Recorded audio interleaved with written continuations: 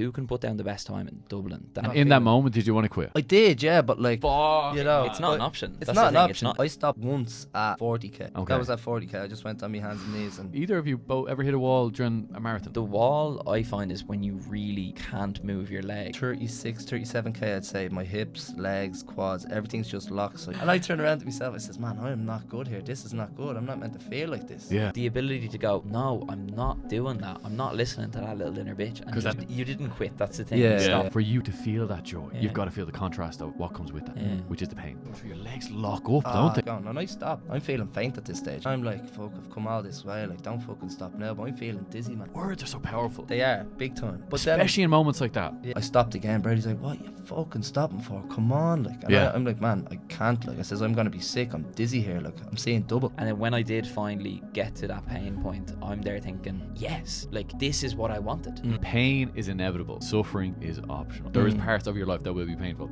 The same way running a marathon is also painful. Oh no, running a marathon is always pain. The pain that you felt in the marathon, does it compare to the pain that you may have felt at a certain point in your life? A real painful moment. I can't complain about how painful a marathon is, knowing that I'm the only reason that I'm there. Like, The pain you are feeling now is nothing compared to the joy you will feel. You boys didn't do the marathon any chance, did you? Ladies and gentlemen, you are in for a treat with today's sponsor. Is your car clean right now? Or is it in need of a serious cleanup? Because before we dive into today's episode, I have got something very, very special just for you. We have teamed up with Dublin Detailers, Dublin's highest rated mobile car detailing specialist, to give one lucky listener the chance to win a premium valeting experience. They bring showroom level results straight to your driveway. So while you're listening today, picture your car looking brand new again. Stick around to the end and I'll tell you exactly how to enter. Fucking hell, lads. We will start this podcast at some stage. How are we sound? you sound You're great. good. You're Yeah. good. I'm good. I think You're I sound good. good. You're good. Boys, we'll do probably one more sound check and then we'll get into a little brief conversation before we get going. You boys didn't do the Dublin Marathon any chance, did you? Dublin Marathon? Dublin Marathon? Dublin Marathon? You Never. heard that thing? No? Never heard of You it. haven't done it before, no? Is You there, haven't, was there a marathon on? you haven't done it 3 times, Mooney, have you? No. 3 times, not 3 times. 3 times. Third time, yeah. Did you? What's your Last 3 first? years. 3:39, 3:14, 2:47. 3:39. I'm on for 2:21 next year by that rate. What are you going to go for next year? I'm not doing Dublin next year. Chicago next year, I've no idea what kind of shape I'm going to be in, but 2:47, I'll definitely want to run in a year's time 240, 245. sub 240. Yeah. Definitely. What was your plan be in a year's time? Because you fucking smashed it, man. What'd you get, 240 Yeah, 240 in the second. and a second? The second killed me, man. Yeah? Yeah. But that was just better than the estimation that you thought you were going to do, wasn't it? I just went out for the 245, but I just met Brady and Carl Cosgrove at the start line. Well, Carl Brady, is an animal. Carl's a guitar player. yeah, that's right. Yeah, plays, yeah. Plays in the Cog Tavern. Yeah, that's right, yeah. What a man. Cool guy. Yeah, gentleman. Absolute Real gentleman. chill dude as well, isn't he? Yeah. Just know he plays the guitars and he's Yeah. so laid back. Yeah. Aura, Aura. that's exactly Mikey it. some runner, what's he, 220 marathon? 220 in 20 seconds, man. Silly guy, Sick. yeah. That is sick, Yeah. man. Tell me, boys, we're here for a little synopsis of the big day, which has been less than a week. Yeah, Yeah. 5 Less days. than a week, 5 days. yeah. 5 days since the best day of my life. How's the legs holding up? Gone. I only was able to walk on Thursday. Yeah. Yeah, that was my first time being able to walk like unassisted, pain free. And the rest of my body is also just suffering, just shut down, like Massively so. fatigue, Yeah. diet, hunger, everything. It's just like See when he's talking on the podcast. Can I look at him when he's talking? Yeah, look at him, yeah. Don't kiss him, though. Yeah. It's hard not to, it's hard not to. Just let me take my cap off first. yeah. Go easy, boy. But yeah, no, like my whole body's shut down, like Yeah. fatigue. But it just means I left it all out there. So I'm happy. Like even on Monday, I genuinely was not able to move. Like getting out of bed was a real task. Every step that I took, but every step that I took, I was grimacing, but then smiling. I was like, yeah. Man, we Yeah, did it. man, you done yeah. it. You Did smashed like, it. You smashed it. yeah. You smashed as well, Mr. Yeah, Boy. no, I was Yeah. happy, man. I was Yeah. happy. How was the body the day after? Have you ran since, actually? No, man, I haven't run since. Yeah. I'm gonna take the week off. I think I'm not gonna run today or tomorrow. So I'm actually heading out to Holt. I'm meant to be going to Holt at 1:30. But listen, if we don't get there, we don't get there. We'll keep it nice and sharp, man. We'll keep it nice and sharp. Let's do a little synopsis, I suppose, of the whole day. Even before the race, the lead up to the race, the day of the race. For yourself, I'm going to hit you, Arran, with this question. Well, for yourself, what was the preparation going into the day of the marathon? Because for someone that maybe listening to this right now hasn't done a marathon before, they're probably thinking, what's your process? Because for a man to go out and run a 2:40 and a second or 3 seconds? Yeah, 1 second. Well, only the 1 second. Only the 1 second. It's pretty incredible. But what was your preparation of that the day of the event? Well, I'd say the preparation was a disaster because, man, it was a nightmare the night before. I went to sleep at 9:30, right? Yeah. I went to bed early. I said, I need a good 9-10 hours sleep here, or even 8 hours sleep. I'd be happy. Yeah. And I woke up at 11:30. I was like, man, this is not good. You were, that night? Yeah, obviously, 11:30. Obviously, yeah. 2 hours later. And then I tried to go back to sleep, and I literally, man, I couldn't get a wink. I was twisting and turning all the way to like 3:30. So then I was 3:30. I'm looking at the clock like, no way. I remember waking up then at 4:30. So I slept for 3 hours that night. 9:30 till 11:30. Twist and turn till 3:30. Yeah. Woke up at 4:30. And I was getting up at 5:30. But I just stayed up, and I just said, here, we'll just get up and stretch now. Stretch for half an hour. Good man. And then got a coffee, 2-3 bagels in, and then that was that. But like, I woke up and I was looking at the body battery straight away. I was like 0. 21. I was like, That's mad. yeah. And this is so interesting. That's literally why I asked the question. I was like, how do people actually, prepare the day of? So you got no sleep. No sleep. But like, that's every big race. Like, I think Is that nerves for you? I think so, yeah. But like, you should be able to. You're a little bit more experienced now than you were 2 years ago when you started running. So I feel like you should be able to, like, you shouldn't be nervous. Like, I guess nerves are good. You can use that for fuel for the fire, for the race itself. Yeah. But I don't know. It didn't work in my favour the night before. But then, as soon as you get to the start line and the You're buzz, good to go. yeah, you know what I mean. Yeah, You're fine. yeah. You don't be thinking about the sleep the night before, like, Yeah, that's true. What Once about you're yourself? awake, you're awake. I slept like a baby. I think I had 7.5 hours sleep or something. Yeah, because the hour went back as well. I planned to get up at 5:15 and had my alarm set or whatever. Woke up at 5, and some mornings when you just spring out of bed, Yeah, literally. it was like that. Yeah. I was like, right, yeah, lovely, fresh, Good to go. good to go. Yeah. Yeah. I was like, grand. Then Adam came over. We were doing a bit of content that morning, Nice. just sitting down. I was just eating and all. I was eerily calm, like, because I was kind of nervous about it the whole week. But like, anytime I thought about it, I was nervous. Yeah. But then I was just a really busy week and trying to just focus on sleep and food on the Friday and the Saturday, and just kind of like not thinking about the race, because I knew it was going to be an all-out effort. Yeah. And I was just like, yeah, grand, like, we'll see. And then went to sleep like 10 o'clock maybe. I normally get to sleep pretty well, and woke up and didn't wake up once, and I was like, oh, this is a blessing. I was right, I was like, there's no excuses now. Like, I was like, I've had a good block, I'm injury free, I've slept well, I've definitely got enough food in. I had no excuses, man. 600 grams of carbs on the Friday, 720 grams of carbs on the Saturday. Yeah. And I was like, right, let's go, let's have a crack off this. And bit of breakfast in the morning, get up nice and early. What's breakfast? What's Magic Mooney's breakfast? I just had a single bagel and just one bagel. Yeah, bagel, and then a serving of speed dust as well. Speed dust, yeah. Yeah, no, I don't like feeling heavy. That's what I found. Is the more I eat, I think I might have had a bagel and a half. Yeah. But yeah, no, I was just like, right, let's get. I felt like most of the carb loading was done. It was done at that stage. Yeah. Electrolytes, coffee, and then went into town for about 7:30. Met the lads, and we made our way over, and then. Yeah, there was a bit of trouble with the bag drop. Did you get caught with that as well, or were you in early? No, I was in early, man. I got in early and I was fresh. I got there at probably... What time No, there was a bit of waiting for the bag drops. Remember, we were all waiting. You weren't let in, Yeah, we were all waiting outside, and it was a bit of a disaster. You're waiting there for about 20 minutes or so, but... no, as soon as they let us in, I dropped the yoke. You should have seen me, man. You see my Instagram picture. I had like a PJ bottoms on me. I was running around warming up in me pyjamas. Like, You're dead right, man. It's fucking freezing. Freezing. Oh my god, how cold that morning was. I think both of you men came into the race so confident. The preparation was done. Like, we touched on it before we got going, Aaron. You've had a few setbacks during the year. Maybe we can touch on that in a minute. Yeah.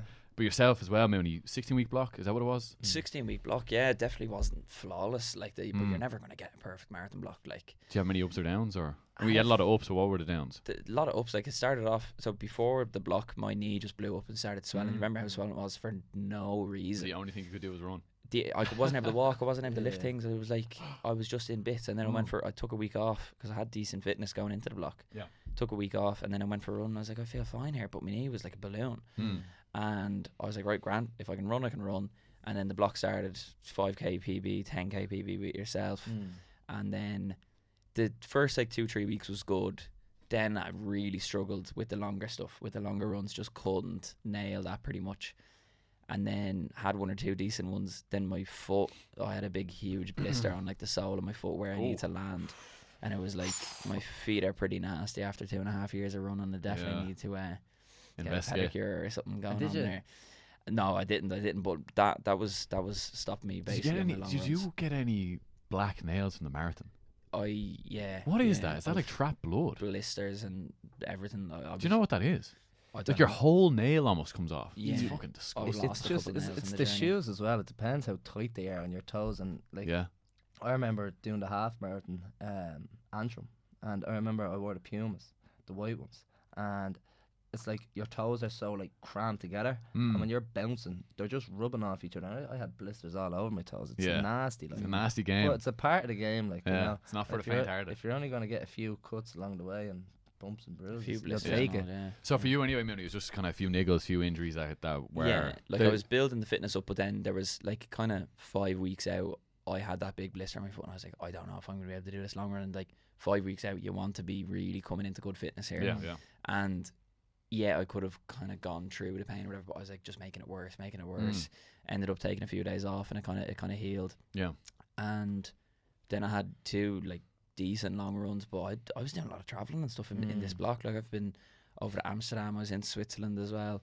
A lot of like, it wasn't like I was really dedicated, like full on. All I'm doing is marathon training. Definitely living life outside of that. And well, definitely wasn't perfect, but it just kind of came together. I had, the longest I went was 32k, which isn't enough. It's like, not enough. Not enough. Like Definitely not. I was very nervous about that, like 33 to 39k. That's where the marathon starts, 32k. Like. Exactly. Yeah. Like it's only should have got that heads up before. Yeah, but you only started 4 weeks out as well. You didn't have time to build up to a 36k. Yeah, and I was very nervous with that 33, 39 because it's out south. So I know the course. I've ran it so many times, but like I don't know where you're kind of sticking in the road and all. Like Will Boyle knows all the roads that you're on, like where to push, where not. So I was like, I just know there's hills there, and you just don't want to like when you don't even want to. You don't want to face them. I don't want to know where they are. I was like, whenever they come, I'll deal with them then. And that 33, I actually worked with one of my mates. He started a sports psychology company. He studied psychology in college, and now he's doing sports psychology degree. And him and his mate started like a mental performance kind of company basically. And I sat with them on the Friday or the Saturday and just spoke to them a little bit. I wanted to get to know his business partner as well. But I kind of realised then that I was a bit scared. Like I haven't ran over 32k since Malta in February. So that the nerves are definitely there, and we kind of went through a visualization of that 33 to 39k, because it's 6k, that's where everything can go wrong. And then you're walking home, and I was like, right, because I knew the last 2k it's fine, like the crowds, the buzz around, the adrenaline will get you through that. And kind of sat down, did a visualization with them on the phone and bringing me through kind of each kilometer and breaking it up, because you think a 6k block, that's what, 20 something minutes for me, 24 minutes or so at that pace. That's a long L stretch, whereas we broke it down into like say 200 meters. I've never thought about this before, but breaking it down to get to that lamppost, get to the person in front of you, get to the next sign, get to the next water station, whatever it is, and breaking it up and bringing me through that like really helped calm the nerves, I think. And that's why I went in so confident. Like I knew on the metrics how I felt, how I've ran marathons before. I knew I was in shape for 2:48. Like I said that to Anto on Saturday night, I was like, 2:48 is like as slow as I'm gonna run this. And he was like, lovely. Luke's buzzing, like Luke's just confident. But I knew the fitness was there, but I knew it was going to be tough. But that's what you sign up for. That's exactly what you sign up for. That is what you sign up for. And I had to remind myself what a blessing it was to kind of be in that position, that privileged position. And I thought, right, the last 2k, I'll gun it then and finish strong. That's always the game plan. Wrong. I blew up at 40k. Like I'm not hitting the wall or anything, but like I was like, right, my legs are moving, but I really like they're like lead. And kept it moving anyway. I think my pace was sitting around 350 or so for the last back half of the marathon. And then that last 2k I averaged like 4:04, which is still phenomenal, don't get me wrong, but definitely lost those 30 seconds over the last thing, and then finished with, I had 400, so I ran an extra 200 meters on the Strava. that last 400 meters averaged 3:42, which is like my 10k pace. I sprinted it like, but yeah, turning that 300 meter corner, I genuinely didn't think I was going to make it. I thought I was going to collapse on the thing. Like my heart rate was 190, sky high, through the roof, and my legs were just not moving. And I just thought, if I can pump the arms, the legs surely will follow. Like, man, there's a lot of momentum. If they don't, I'm going to end up flat on my face in front of 3,000 people here. And luckily they did and finished strong. So yeah, finished very strong. Go back to the visualization just for a moment. So when the two sports psychologists are taking you through that, are you attaching emotion or feeling like attached to like taking over the next person, the lamppost, or what does that look like? Yeah, and that's kind of what they worked on as well. And it's cool. The lads are only starting the You Perform Better, it's called, and they're kind of just starting this business, but that's what they've wanted to get into for so long. And having actual sports psychologists is I think everybody needs somebody to talk to. People talk about therapists, I don't need a therapist, I'm grand. But regarding performance, the nerves around that, because you put the pressure on yourself. You don't care what I run, you don't care what I run. It's like, it's just numbers. Well, I do at the care. end of the day. You care, of course. But at the end of the day, I'm the one putting these expectations on myself. And if I don't perform well, then I'm going to be annoyed at myself. It's just a fact. You expect this kind of high performance out of yourself. And having that, and that visualization was just sit down with the headphones on, and they were just chatting to me and kind of talking about that, and realizing like why you're doing it, and then like breaking it up into those 200 meters, because you can always run 200 meters. Like, of course you can run to it. If you break it up and you have this big 6k gap that you're worried about, versus get to the pole, right, get to the top of that hill, get to the next water station, whatever it is. And the thing is, instead of looking at the watch, I barely looked at my watch for the last 5k. I knew I was on good time, I knew I was running well. I was like, don't worry about the numbers, because then you can get so in your head. Whereas if you look at something, it becomes very real. And it's all right, get to that, right, I'm overtaking this fella, overtaking him. And the visual, it makes you think less, because it's so easy to get in your own head during the marathon and just be like, right, no, this isn't going well, looking at the numbers, looking at your heart rate and going, I'm going to blow up. Whereas if you take all of that away and just run the race, like, your legs know what to do. Yeah, so absolutely. It's not to let the panic set in, because the panic can set in. So you just want to remain composed as you go about it. Yeah. And for you, with this visualization technique that you've done, it was just kind of breaking the hardest part of the race down into something that you knew was going to be achievable in the race. Exactly. Okay, exactly. That's brilliant, man. Yeah. I so love that really, really helped as well. Yeah. Something I'd never done before, never worried about before. And is that something that you'll use again in the future? 100%. And I think everybody should have somebody in their corner that you're going, whether it's a coach or whether it's your mate or it's a sports psychologist. I think it's huge. Definitely. And I think it's important just to talk to someone as well. More than anything, just like get it off your fucking chest. Just get it off your chest. I didn't even know that I was nervous about it until I jumped on the call with them. Like, I wasn't going on that call with the intention of talking about that, but then they unraveled it. Yeah. And I was like, I am actually scared about that. Because who knows what's going to happen? And the unknown is always scary, especially when you're that deep into a marathon. Like, and it just helped. It took a lot of the nerves off. And then the Friday, I wasn't nervous at all. Saturday, the whole day, I was like, right, I'm raring to go here, because like the taper and all, it works. Like, your legs are there going, right, I'm buzzing to go here. Physically, I knew I could do it, but I was like, it's a mental game at the end of the day. And if you quit, your mind will quit way before your body. 100%, yeah. Guaranteed. Like yeah. Guaranteed. And your own season, Mr. Molloy, because I've only met you this year, man. That's right, yeah.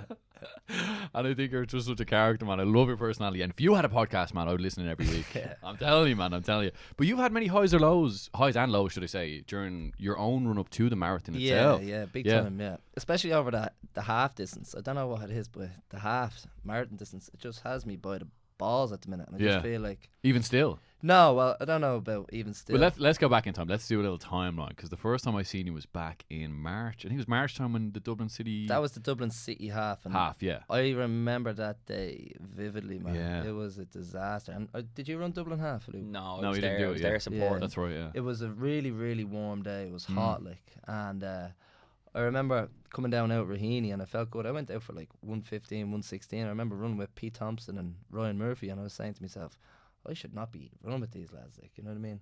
And as soon as I got down off the coast and you come down onto Clontarf Road, the legs just started to go. So that was at about 15k. Yeah. And then I got to about 17k, and I was like, that's where I seen you. Yeah. And you kind of were walking at that stage. I stopped, man. I just nearly sprawled out faint on the floor. And what's that term called where you... bonked. I Bonked. just say bonked. Bonk's the best way to describe it. Is that the word for it? Yeah. Bonked. I don't Bonked know it, yeah.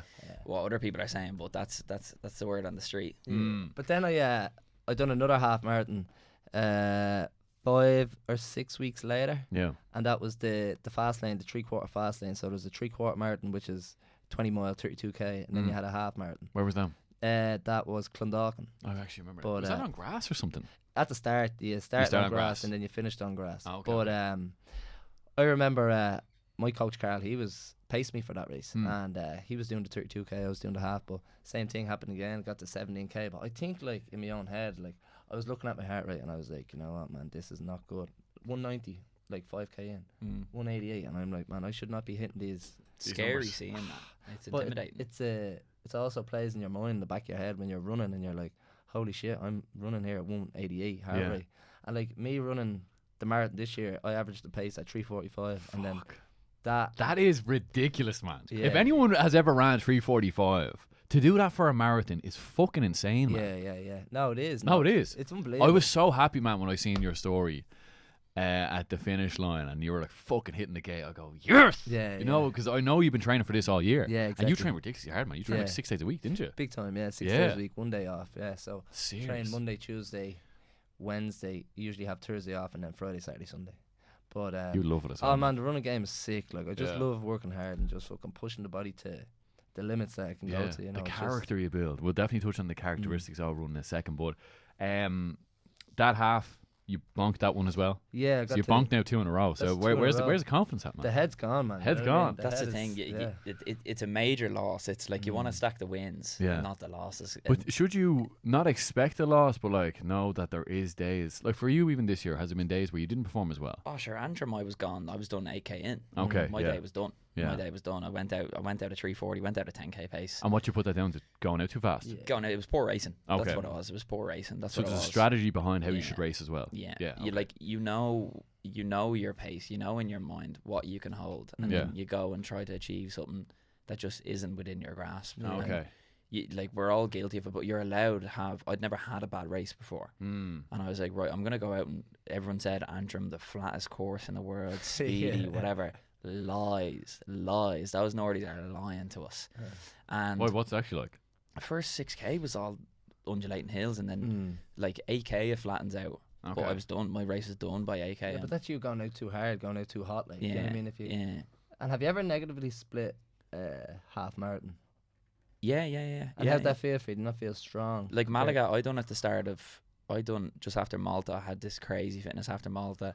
Went out in Malaga, and I was out the weekend or the week before. I was out in Amsterdam. I was just there drinking and all for the week. And I think because I took the pressure off myself, I call it the Jon Jones, the Jon Jones, like Jon Jones effect. Yeah. It's like he had the same thing, going out and partying the week before, right, or before a fight. And then he's like, if I lose, then doesn't matter. I was partying. Like you didn't beat me, you beat Jon Jones. I was out partying. I had that. I didn't intentionally do it, but I ended up doing it. I was out the whole week. Got to Malaga, and I was just like, right, I don't give a rat's what I put down here, but we'll have a go. Like, and then ran 120, mid 120s, and I was so surprised, like 3:47 average. I didn't know I had that in me at all, after doing Malaga at 4:07, or after doing Malta at 4:07, and I was like, right, that was a good day. Yeah. And that was a perfect race, but like my Achilles was killing me and all, like everything kind of went wrong in that race except for fuel and stuff. I felt terrible for the most part, but I was like, I just wanted to get it done. That was my goal. I just wanted to get it over with.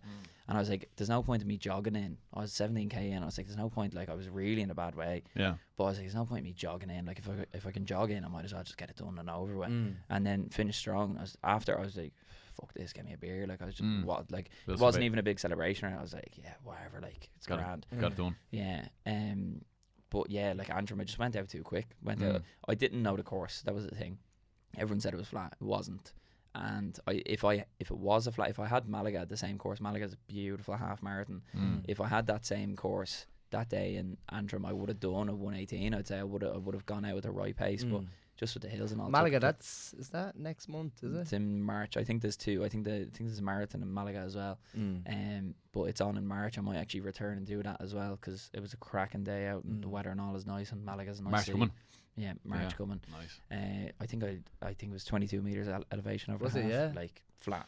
flat as Nice flat go. as you get, like. Flat as you get. And was it warm? How hot was it? It was 12 Nice day. degrees in the morning, but then it was like you finish, it was 17, 18 maybe. I think the quicker you finish, the colder it is when you when you're done. bit more as well. cooler, Like, yeah. if you're out there in the heat, if you're out there for 2.5 hours, it's going to be 22, 23 degrees by the time you're finishing. Yeah, so exactly, just yeah. run quicker. And That's that's what the I say. thing I say, man. You gotta appreciate people that are out there for 3-4 hours running, like double, treble the time that you're spent out there in the feet. It's more time on the feet, and you Oh, gotta we were put- talking about that, man. Much harder. Like Like if you run a 6-hour marathon, that is that what you mean? Yeah, No? that's what I mean. Yeah. That is painful, man. being out in that rain all day, like I always say, it's much more impressive for a middle-aged woman to go out and do her first marathon in 6 hours and be out there in the piss and the rain than it is for me, a 24-year-old lad, to go do it in 2:47. Like, yeah, it's cool and stuff, but it's like, they're the grafters. Yeah. Like, I've ran for 7 hours before. It sucks. It's just time on the feet. Your legs hurt. Yeah. You have to take on more fuel because you're out there for longer. So your And stomach's it's all like, over the gaff.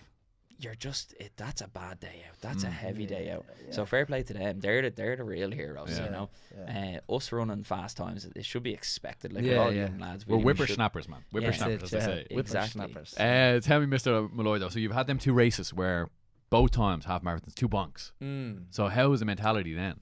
Yeah, the mentality wasn't great. So Yeah. we coach Carl, I call him Coach Carl, I don't know why. But Yeah. anyway, he said to me, he goes, we'll leave the half distance now for a little bit and just return to the short, sharp kind of stuff and try rebuild the confidence, because my confidence is on the floor, man. I was Yeah. like, man, I'm trying to go here for a 2:45 marathon. Like, I was like, you know what I mean? I can't even do 1:18, 1:17 half. Half, yeah. And I wouldn't even mind going back to 5 weeks after the first marathon that I ran, which was Dublin last year.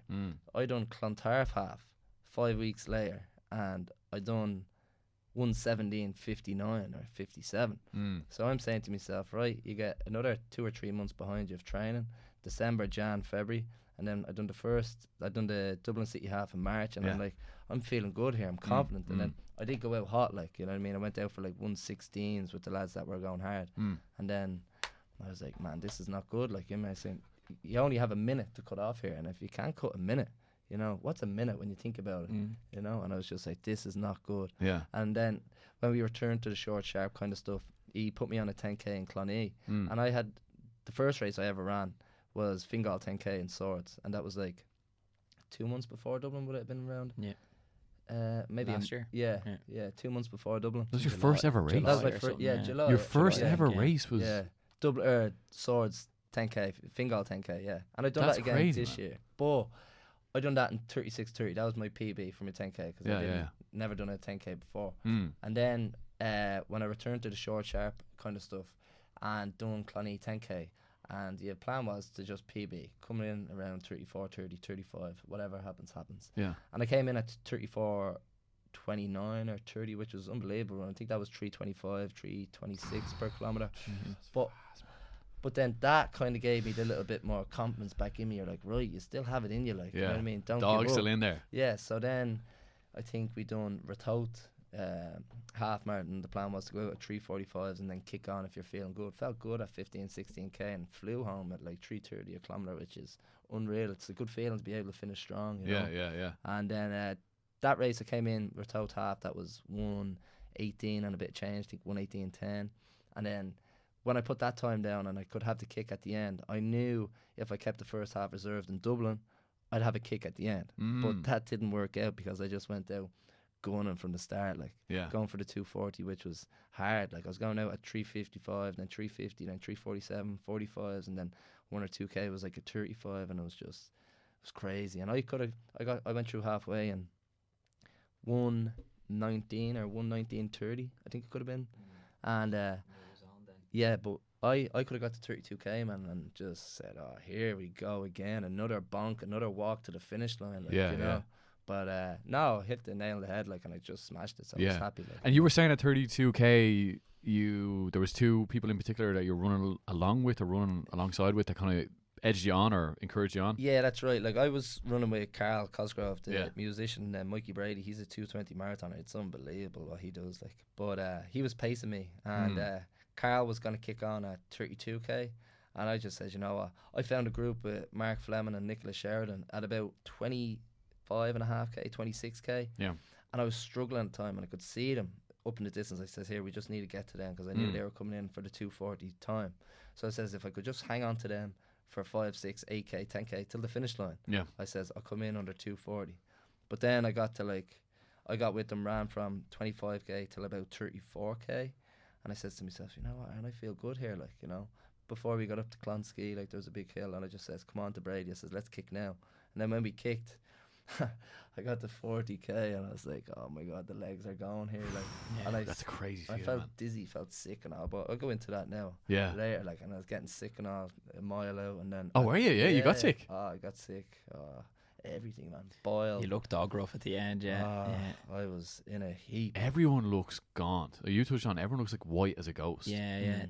Anto, I seen Anto and the crew there at about just before the flyover.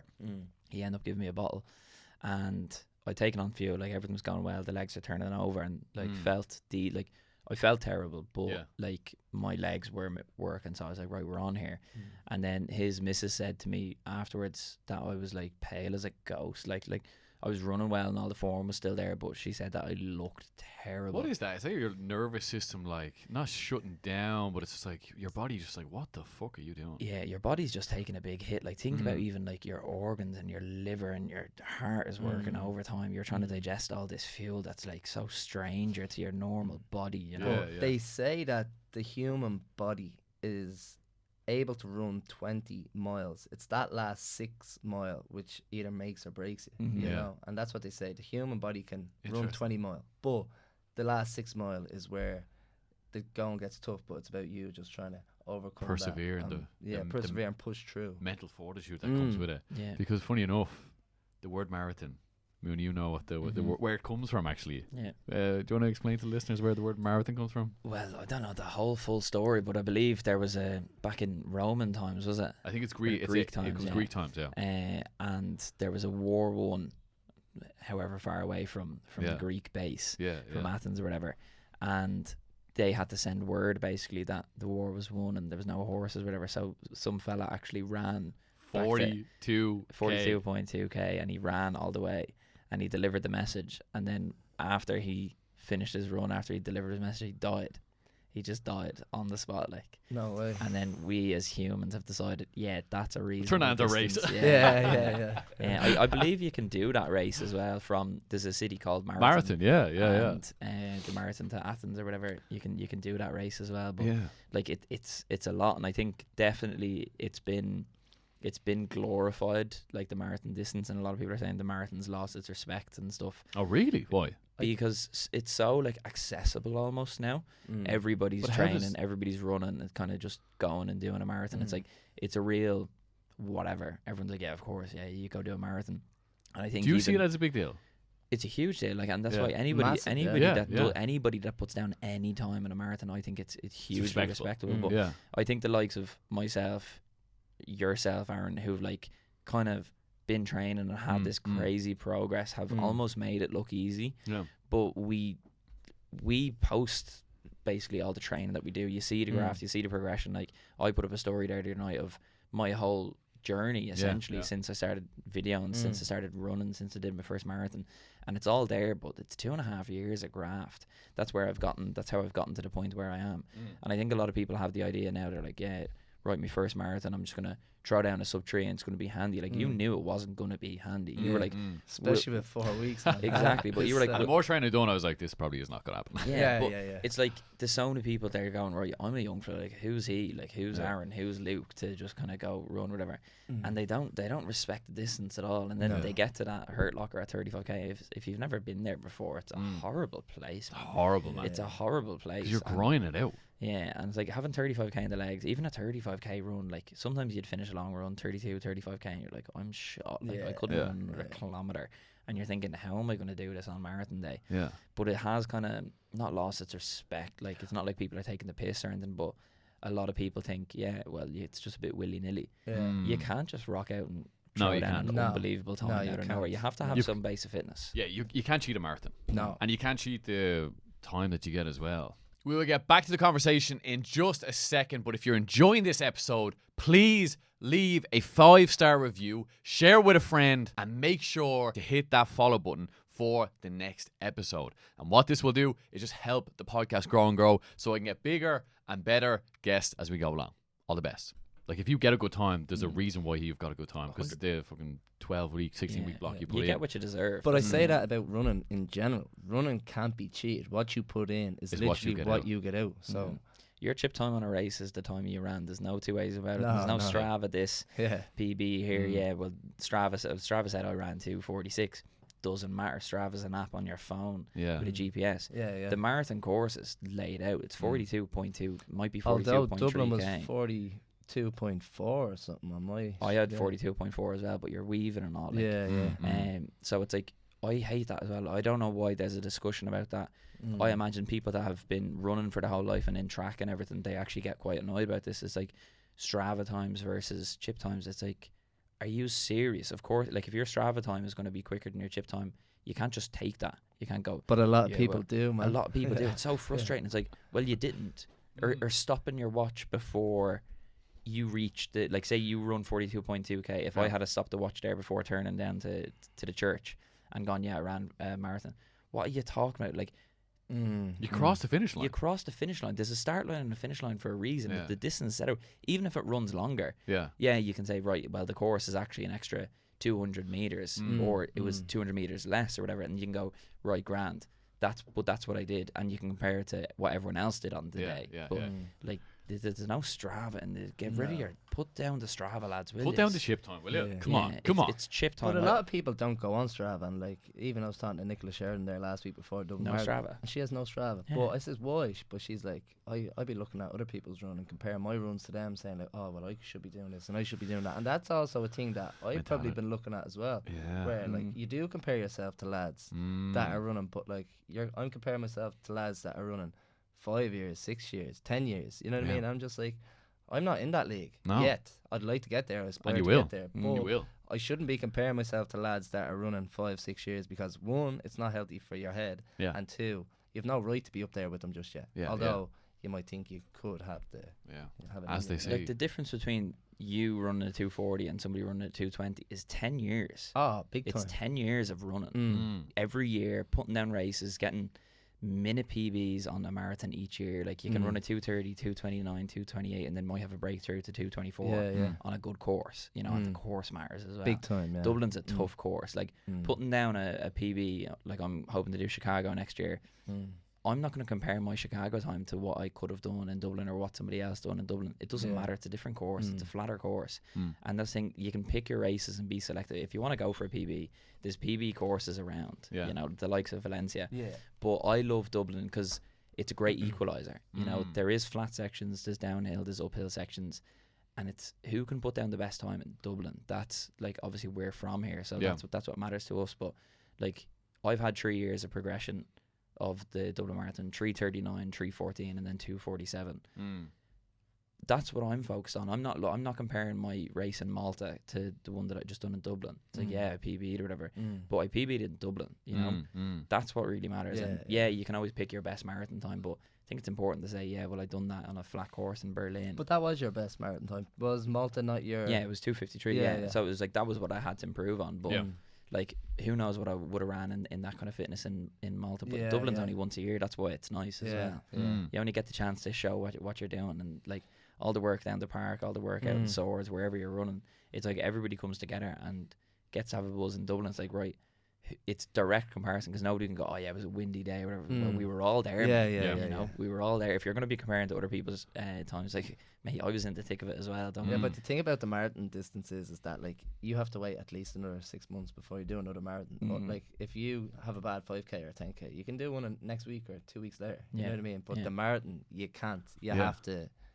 You've done your 16-week block or 12-week block or whatever amount of weeks you do in that block, but it's not like you can get up the next morning and say, I'm doing another marathon next week. You can't. No. You know? So you have to sit and suffer with that time if you had a bad race for a long time. That's a good point. You know? You've got to dwell in it almost a small bit more. We can turn around and do one a couple of weeks later, but if you're not, like, my body's broke up. But if somebody said to me, go run a marathon at easy pace, I'd say I'm all right. Where are you feeling the most? Calves are definitely killing me. My feet were pretty broke up as well, but like, just everywhere. Like, my quads were gone for the last, like, from 35k I was moving, but like every step I took I was like, this wrecks. And you see it in the last like 2k of videos of me running, the form's out the window. Yeah. Like, out the window. And whereas if you look at You have running form, do you? well, the little bit that I do have, but like if you look at the winner there, Daniel Mesfin, he went back for the fuel and all this. I think we all seen those videos. I've seen a video. But the form he ran for that last 2K, like when he was neck and neck catching up to your man was grimacing. He was struggling the whole kind of last 2K.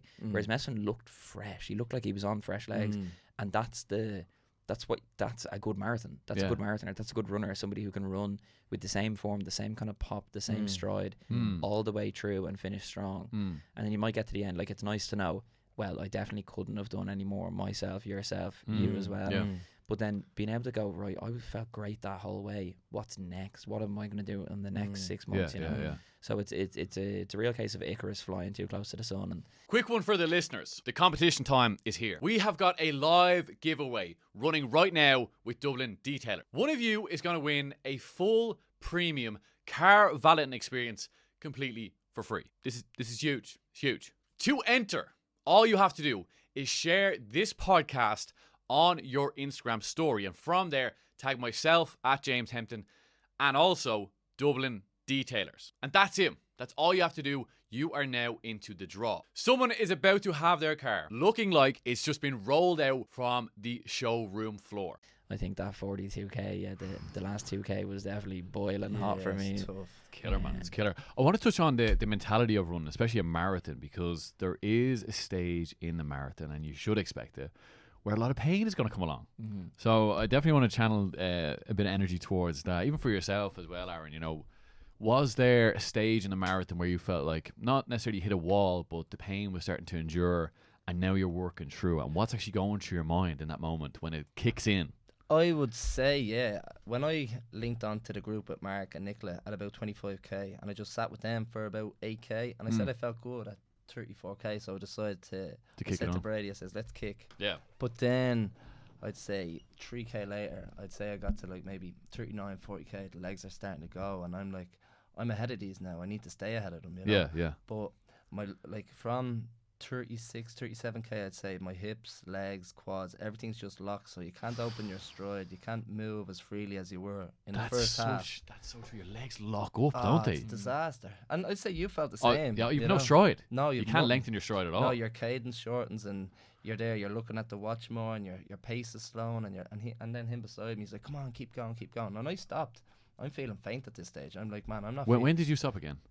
I stopped once at 40k. Okay. That was at 40k. I just went on my hands and knees, and Brady's like to me, don't fucking stop now. Come on. If we have to jog it in, we'll jog it in. Yeah. And I'm like, fuck, I've come all this way. Like, don't fucking stop now. But I'm feeling dizzy, man. And in that moment, did you want to quit? I did, yeah, but like, fuck, you know, it's not an option. It's That's not the an thing. option. It's not an option that's to the- stop. Did you need them words of encouragement from him Absolutely, to be like, yeah, absolutely. yeah. Isn't that so, man? Words are so powerful. They are, big time. But especially in moments like that. Yeah, but then I got to like 42k or 41k, and I was like a kilometre out, and my old lad was following me on the bike, and I seen him in different sections, different part, which is nice, and you know what I mean. Sometimes he's giving you encouragement, and that's nice. That's what you need. But then I remember getting to about a kilometre out from the line, and I stopped again. Brady's like, "What you fucking stopping for? Come on!" Like, and I'm like, "Man, I can't." Like, I says, "I'm gonna be sick. I'm dizzy here. Like, I'm seeing double." Brady's in zone 2. Yeah, cruising. And I turned around to myself. I says, "Man, I am not good here. This is not good. I'm not meant to feel like this." Yeah. So then I look behind me, and I see Nicola and Mark and all about 300 metres in the distance, and I'm like, "Oh, they're gonna catch me. They're gonna catch me." He's like, "Keep fucking running." Yeah. So I ran again, say about 700 metres out, 600 metres out from the line. I remember I just went down to the side where the railings were, and I just got sick everywhere, like boil. Just all the gels, all the food in me from that morning was just coming out. And I say I would have lost a good 45 seconds to 50 seconds there. And Brady says to me, he's like, "Come on, let's get going again." And I remember Mark Fleming running by, he's like, "Come on, Arran, the fuck, get going again." But everything happened so quick in the moment, like, you know. Yeah, it's true. Yeah. And then my dad was like, "Here, take the water, take a sup and get going." But that last 600 metres, man, I was trying to open my legs, and like, you know, when you stop, it's hard to get going again. Yeah. And then when I hit the carpet and I seen my niece and my sister and Wayne, my sister's fella, and it was just nice to see them. I gave him a little high five, and it kind of gives you that little bit more of a spur to kick on again. Got to the carpet, and then I could see the clock, but like it was blurry, like, because I was just like, usually I'd take the crowd in, I'd get them going, but I just couldn't. Like, I didn't have it in me. I left it all out there. That was me literally maxing out.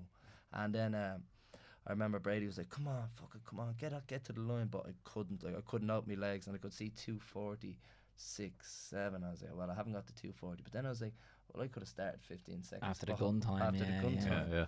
So then, if I had a sprinted, I probably could have got it, but I just didn't have it in me. Like, That it is doesn't literally matter though as well. That's the thing. The 1 second, I hate that. It's like, man, I couldn't sleep. somebody's first reaction, you run a 2:40 1 second or whatever. It's like, oh, you nearly got under 2:40. It's like, mate, have a day off. I'm after running exactly 2:40. I'm proud of it. Like, if you could have ran a second quicker, you would have. You know, but that's the time you ran, and you should be proud of it. It's not the fact that it's such an arbitrary number. 2:39.59 versus 2:40.01. Same thing. Like, It's not though, is it? I think it is. I don't mind that. I'd be going, yeah, grand. I ran a 2:40, or I got 2:39.59. Like, that's what I would say either way. You know. It's still a great achievement, man. Oh no, it is absolutely. And the fact that like you literally gave it your all. Like you said, you couldn't do any more. I couldn't, no. That's the thing. But that's nice to push yourself to the limit. That limit, like, testing the body and seeing what places you can go to. And I feel like I said it earlier. I says you can't cheat running, but like that's the thing.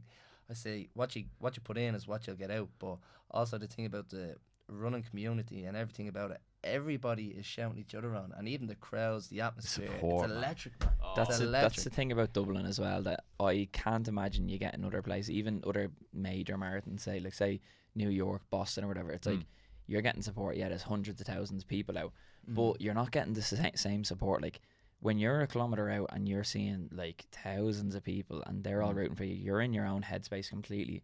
But every shout you hear, and you could be getting a go on Luke, or they're looking at your babe, or they're saying go on fella. I always say, like, it feels like everybody there is your dad encouraging you on. Everybody's there. They're your uncle. Like, go on, Arran. But it feels like they're really behind you. Yeah. Whereas I imagine if you're doing New York or something, they're like, come on, guys, you're nearly there. It's like, shut up, mate. What do you think it is that's the Irish passion, you know? Because it's weird. Like, we wouldn't necessarily be supportive in a general sense. Irish people are like, I'm not fucking supporting him. But in a marathon, there's something when someone is going through great pain, all you want to do is say a few words to them, just to give them a bit of life. The same way you got it. But then words of just encouragement that just got you off the floor and got you going again. Yeah, but then words are magic, man. Words are magic. Powerful, like, you know. Yeah. And sometimes that's all you need, is that little kick up the hole to say, holy shit, I can do this, or I can keep going. I always say you can always take one more step. You know? But it's a good mentality. Yeah, I don't know what it is, man, about Dublin and the people, and even all these running clubs that are here now is just unbelievable. Like, the culture of running is growing massively. The buzz around is unbelievable. Like, it's unbelievable. And the people you meet, like I know you from when I was younger, playing ball with Andy. I met you on the internet basically, but that sounds so gay. We did meet on the internet. We did. I met you were my internet friend. Secret chat room. But like the friends I've made from running alone, like Keane and Will are probably the biggest example. Like, they're two of my best mates now, just from the last 16 weeks. You know why? It's a shared pain. Shared pain, man. And especially men, when we go through painful experiences together, we bond more. Because it's like, I fucking know what you were feeling that moment. The same way you know what I was feeling in that moment. And then we reflect on it. It's like, it's just, you're telling each other stories, the same thing that happened. The bond is just getting closer and closer. And even, it's... Mark Fleming is the funniest example of this. He's like, we're going to war. We're going to war. But he is right. It does feel like, especially when you're in a pack. Is Mark tall fella? Big, huge. Oh, yeah. He's gas. Maddest cat you'd ever see. And but the way he goes on, it's like, it is like war. It's like you kind of have that camaraderie between, especially people that you're running with. Like, I'd say Mikey's there shouting at him. He's like, come on. Come on, we're nearly there, because he knows how much pain you're in, but he knows what you're capable of as well. He knows you're able to get over that line. But all he can do is just shout at you as well. So, but it is the support, and like the day of Dublin, like, oh my God, like it's just unreal. It is some buzz, man. And you see people you haven't seen in years now. Like I ran by one of the girls that I went to school with in Malahide. And I remember her face just looked at me. She was like, what the fuck? Like, I haven't seen her in fucking 6 years probably. And she was just like, go on, Luke. And I was like, go on. Do you think people are almost like so caught up in the moment that they'll just shout and support you? Like, they just see it and it's like instinctual. You could hate somebody. You could hate someone, You man. could genuinely hate somebody and be on the thing and just go, go on, James. And you're like, oh, I fucking actually hate that fella's podcast. That's exactly it, though. Yeah. But I think it's because collectively, the collective energy all around is support. So even if you don't like that fella, fucking give him a just, because you know he's going through pain. What he's going through. That's the thing. Yeah. Exactly. For you, Mooney, what was did the pain kick in at any stage during the marathon? What did it look like for you? See, from the first half was handy enough for me. I went through just under 125, and I thought, right, that's slow. I was like, I just got out the block a little bit slow. The first 5k was fairly slow, and I was like, right, we've a lot of work to do. Took on a lot of fuel, and was feeling good. Like the first half, I was like, I felt like I was just out for a jog. Like I was still moving, I was still working. But I was like, right, and I had the same kind of feeling when I reached halfway in Malta. I was like, that was the most enjoyable first half of marathon I've ever done. Class. So I was like, right, we still have work to do, but like I'm in a good spot. Crumlin Road was tough, and then hit Walking Town. I was like, right, now I'm feeling all right here. Like I'm ready to go here. Drop the hammer a bit, and I was like, I have a lot of work to do if I want to get 2:48 or under here. Like taking 2 minutes off the back half, I was like, right, this is gonna be a graft, but I'm ready for it. This is what I was kind of going for. And then from 25k, I was like, right, the majority of my fuel is in. I always front load the fuel. In regards to gels, I had like from the first half, I think I'd about 150 grams of carbs in, like easily. From the speed dust as well. From speed dust as well, yeah, if not more actually, because I got my bottle early, and got me a bottle like a baby. Yeah. And so yeah, like 25k, I was like, right, time to start moving here. I was like, it's still an awful long way to go, but I was like, let's see what we can take off here. Let's start trimming, you know. And ran a few like 345s, 347, like low 340s, and I was not like, far off your 10k pace. Exactly, like, exactly. And I was like, right, I'm feeling like 347 average is my half marathon pace, and I was like, go start getting noticed. I was like, could I put down a half marathon PB here, because I felt so good. Yeah. And I was like, don't get too excited. But what did you go through halfway? I went through the second half in 122, and then 125 for the first half with a couple seconds each way. And I was like, could I put down a PB here? Because my half PB is like, it's 120, but I was like, I've definitely gotten fitter since then. And I was like, right, grand, 25k, and then hit 30k, and I was like, right, feel really good. Now I'm starting to get excited, but reel it in a little bit as well. Don't get too excited about it. And I was like, right, grand, cruising 32, 35. That's when I was like, the part where I was nervous about. And I was like, no, I feel good here. Like the fueling's done, the hard work's done. Just it's mental now. But about 35, like I was turning the legs over, and every like that feeling you have after the marathon, every step you take is it sends shooting pains up your quads and your calves and all.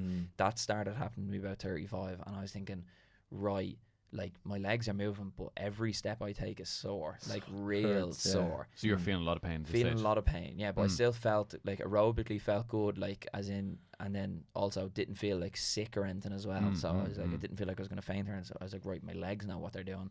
Just keep the head in the game. And then about 37, just at the fly over there, I seen Anton. That was when I was like, right, I'm feeling fairly rough here, like rough around the. Like you needed that little push there when you seen them, and the bottle though as well, because I'd had so much fuel. I knew I had enough carbs in, but I was like, I feel like I'm low on sugar or something here, you know, that kind of, like I was like, my body's just getting rid of everything. I had electrolytes and all in me, but I was like, I feel like I'm low on something, like you needed a boost. Bit dizzy. And Anto was there. He had this drink. It was like I thought it was just a carb drink, but it ended up being, he had a little bottle, and it was carb drink. It was pre-workout, and there was beta alanine and all, and I didn't notice. I just seen the bottle. I seen him grabbed it perfect. It's hard to grab bottles. Yeah, it is. As well. It's a proper. Grabbed it out of his hand, and took one swig at it. And I was like, "What the fuck is that?" I was like, literally just full. What's of beta alanine? Is that the tingly stuff? Make your face tingle and all. I was running with two lads then at that point too. And I was like, "Here, just want a bit of carb drink or whatever." They were like, yeah, grand. One of them took a swig, handed it over to the next fella, and then the other fella took it, and he was like, do you want that back? And I was like, no, get that away from me. I was like, I don't know what that is. What was it? It was just carb drinking pre-workout, but it was just lace. But the way I kind of felt, it was like it was like I needed a My Waddy or something, you know. And that was it was a big orange bottle, and I was like, right, that's what I need, just a bit of a kick. Then that 2k, that felt good after that, and like my stomach was just fresh as well. And then the last 2k, I was like, right, my legs been hurting for 5k here. I'm all right with that. But then aerobically, I was starting to decline a bit, and then started to get a bit like looking around. I'm like, I thought I would feel a lot better here the last 2k, because it's only 2k to go. And I was like, right, don't lose a head here. And then Adam actually he was there with the camera, and anytime I have a camera on me, I always try Oh, to run you've better. got it. Yeah, You got it, man. So I was like, right, had that for a few hundred meters, and then I was kind of coming in, and I was like, right, I don't really have much to push here, but just don't drop off too much. And then coming around, and normally I'd be the same buzzing off the crowd, like the whole way around I was buzzing off the crowd, but like that last turn over the You canal, had a strong finish, man. yeah, like once I hit like a 300, 400 meters to go, but like once I kind of was turning that corner and the crowd was electric, and I couldn't even like soak up the energy. I was so in my own head. And then I seen that 300 meter sign, and it nearly broke my heart. Like I knew it was nearly done, but like last year as well, I seen some fella just hit the deck at the church there, and I was like, I kind of feel like he probably felt, you know. Yeah. And I was like, right, I could see the finish line there. I hadn't checked the watch in about 2k, I'd say, so I'd not like I knew I was on time, I knew I was on pace. Yeah. But I was like, I really don't know what this is going to be. And then I'd said in the podcast with Keane Will, like, finish strong, like kind of finish on empty, and that's kind of what I was kind of chasing that feeling of almost needing to go to the medical tent after. That's always my intention, to leave it all out there. Like, I want to actually be in a bad way, because you only get to race every so often, so it's not like you're down the park. Yeah. And I race much better than I train. I'm much stronger in races than I would be in training. I'm much more willing to push myself. Why is that? The moment. And you're like prepared as well. I'm prepared. You're rested. You're carved up and all, like. But I'm like, I might as well. Like, I'm not gonna get this feeling for so long. And then with like 200 meters, and I was completely in no man's land. I was completely by myself for this last couple 100 meters, and I'd been overtaken the whole kind of way. Then people that had overtaken were kind of overtaking me, and I was like, right, Luke, come on, get going here. 200 meters ago, I could see the finish line, and like that, like I literally just said, I remember I used to train with Kathrine McKiernan. She's the Irish marathon record holder for Ireland. She said it in 1999, hasn't been touched since then, which is crazy. But I used to train with her a bit down Mondays in the castle, and she always said she'd be picking my form apart, and she was like, swing the arms, because I'm very like bulky almost when I'm running. It's very nice to run with the arms like that. And she was like, swing the arms. She says, relax the front of your ankles. And I go, Katrina, how do you relax the front of your ankles? But just land naturally where you're meant to land. Yeah. And I just thought, right, I've nothing left to give here. But it's 200 meters. I was like, I can sprint finish 200 meters. And just arms are going, man. I literally, but that's all. I was like, my legs are gone, but like my arms are still. And I just went, right, Grant, just go for it. You're either going to end up flat in your face here, and your legs aren't going to follow, or else your legs are going to follow, and you're going to get into the end. Fucking great. I was shouting and all. I was screaming and all, coming around the corner. I was like, come on, Luke, come on. There's thousands of people there, but I'm getting goosebumps even thinking about it now. But like but I was like, it's completely up to me whether I finish this, because I genuinely didn't. I thought I was going to be eating purple carpet, and sprint, just got the arms going, and then one of the lads took a video of me going, he's there screaming. I didn't hear him, didn't know who was there, but I'm literally, it was like a meme or something, me running. I was like a cartoon, because you look that's what I mean, you look so strong when you finish. And that's what Anto said. He was like, Luke, he was like, if you ran the whole race with that form, that's what man, you'd run at 2:30. Like, I was just gonna say, imagine that. Yeah, so that's what I'm working on for the next couple of months, for actual running form and plyometrics, and like, because we missed that. We don't have a track background. We don't have that. We're running. We're bringing the times down towards where people are that have that whole history of run. Yeah. We don't know what it's like to run around a track in 60 seconds off the top of your head. That feeling, that rhythm. Whereas, like lads say that went to college or something in America and they're running that, it's all feeling, it's all rhythm, that kind of, and that's why they're so good over the shorter stuff. I'd love to know what my mile PB is. I'd love to know what my 400 meter PB is. So that's going to be the next few months of just you'd be heading back down the track with Anto then. Yeah, exactly. Yeah. So, but even like the A skips and B skips and the Ethiopian shuffle and all, I was like, I don't have the rhythm for that. Need to get that and focus on the shorter stuff, and then the marathons will just take care of themselves. Yeah, but if you implement the short stuff, that'll benefit you for the marathon. 100%, you know? So that's my plan until Chicago next year. I love me and you both attacking Chicago, maybe. Yeah, it's gonna be a good buzz. Can I join, boys? You could, Me and Arran are gonna be holding hands for that one. Tell me, do you use your arms much, Arran? What's your inside? You look lovely when you're running. Do I? Yeah, and you're a big tall fella as well. Like I feel like you don't. Do you use your arms much? I feel like you keep them by your side. I remember when I was racing the Dublin City half, and you know when you like the shoulders get sore and you're feeling it, like, you know, the shoulders do get sore. They get sore and they get stiff and they get heavy, and you just want to shake them out, like. But I remember Pete Thompson saying to me, he goes, just relax the shoulders, relax the arms. So ever since he said that to me, I was just like, just kind of like in rhythm with the body and like with flow of the body, and just kind of just relax and just let the shoulders just drop rather than being tense, you know. So kind of just like let it flow, man, you know. But it's something that you just learn over the year or two of running. Like, there is an art to it, isn't there? big time, there is. Sometimes when you see like the elite lads running, and you're like, it just looks gorgeous, you know? Whereas, like, say the back end of my marathon, I'm just like, I actually look like it looks like I'm running a 6-hour marathon here. I look like a big fat slob running around. But obviously beforehand, like Anton all said, they were like, you're running lovely, like you look great the whole way, and I did. It felt great, like my stride was perfect. But correcting that and kind of going back to basics, like, it sounds really silly to say, but like learning how to run, like I just started running and just like went from a jog to where I am now. Basically, I never learned like the actual mechanics of running, and like even popping off the floor. Like, your feet shouldn't be on the floor for any more than half a second. It should Nanosecond, just be pop, pop. And where should, well, not where should, because I'm sure people land differently. Is there a certain part of your foot you're meant to land on the whole time? Your forefoot, really, like, but even the pronation and all, like, that just depends on how your foot's kind of shaped. Like, if you look at all the elite lads, it looks like their ankles are about to collapse. Like, say all the likes of Kipchoge and all these boys. But it's because their feet are so built up, like the tendons and the ligaments in their ankles are so built up, and because they're springing. It's elastic. Tendons are elastic, whereas muscles aren't elastic. You know, you're getting so much pop from that, but they have such strong Achilles. If I went out and started running the same form, my ankle would be torn apart within a week of running, I'd say. But each person has their different bounce, their different pop. Like, you know what I mean? My feet, one of my feet, like, land like inwards, like, you know. So it just depends, each to their own. Like, and I wouldn't be worrying about like what way your foot lands. You know what I mean? If it works, it works. Like, people were criticizing Conor Mantz. He's the American record holder. He put down the record there in Chicago, and he looks like he has rickets, and his hips are all absolutely banjoed and all. And then I seen some video of some absolute sausage sitting in his car, like, complaining about how Conor Mantz's form is running, and he's after putting down a 2:04 marathon. It's like, mate, man, shut up. There's certain stages in life where people's opinions don't hold weight. Have you ran, like, if you can't can you comment on something? You can't really judge someone or comment on a situation that you have never been part of. No, I don't know who this guy is, obviously. No.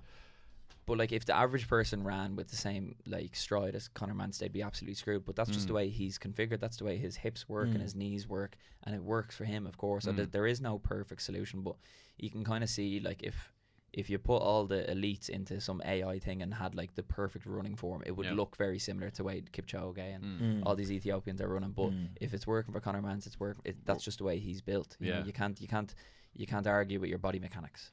Is New York on today? New York's tomorrow. Tomorrow, yeah. He's running that, isn't he?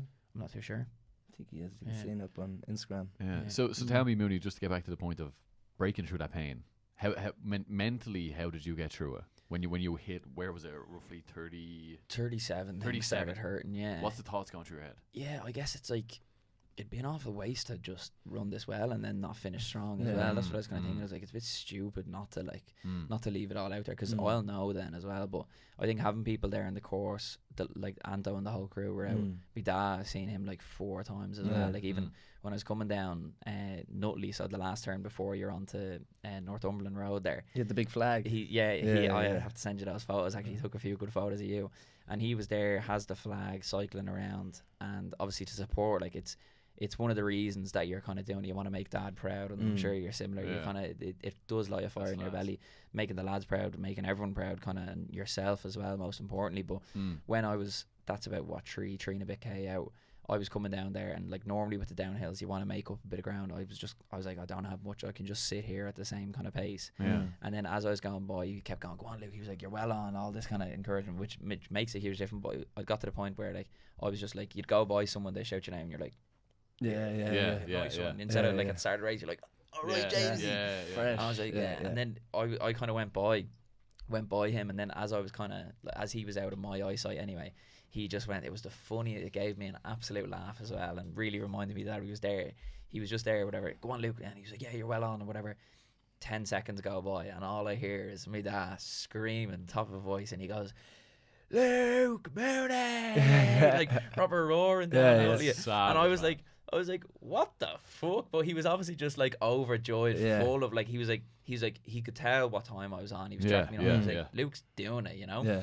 And like, that gave me a good kick as well. And then like, just seeing people, but knowing that I'm after putting down a good race so far, and it's like 2-3k. Like it's not like I'm gonna run like the sub 250 was always there. Even It was sub 250. Yeah, you were going for it. Like I said, 248 was probably what I was gonna run. Anything under 250, I would have been over the moon with. But then I was like, right, I've had the day, and I was kind of thinking 25, 30, 35. I was thinking so many people have certain days where their fueling goes right and the weather's right and everything kind of, they run a good race and it's like it's their day. And then I started thinking, I was like, is today my day? Am I having that day today? And I was like, 25 was like, don't be getting ahead of yourself. 30, I was like, right, you're 30k, you're only really starting at 35, 37. I was like, fuck it, it is my day. I was like, I'm so taking when this day. When did you realise that?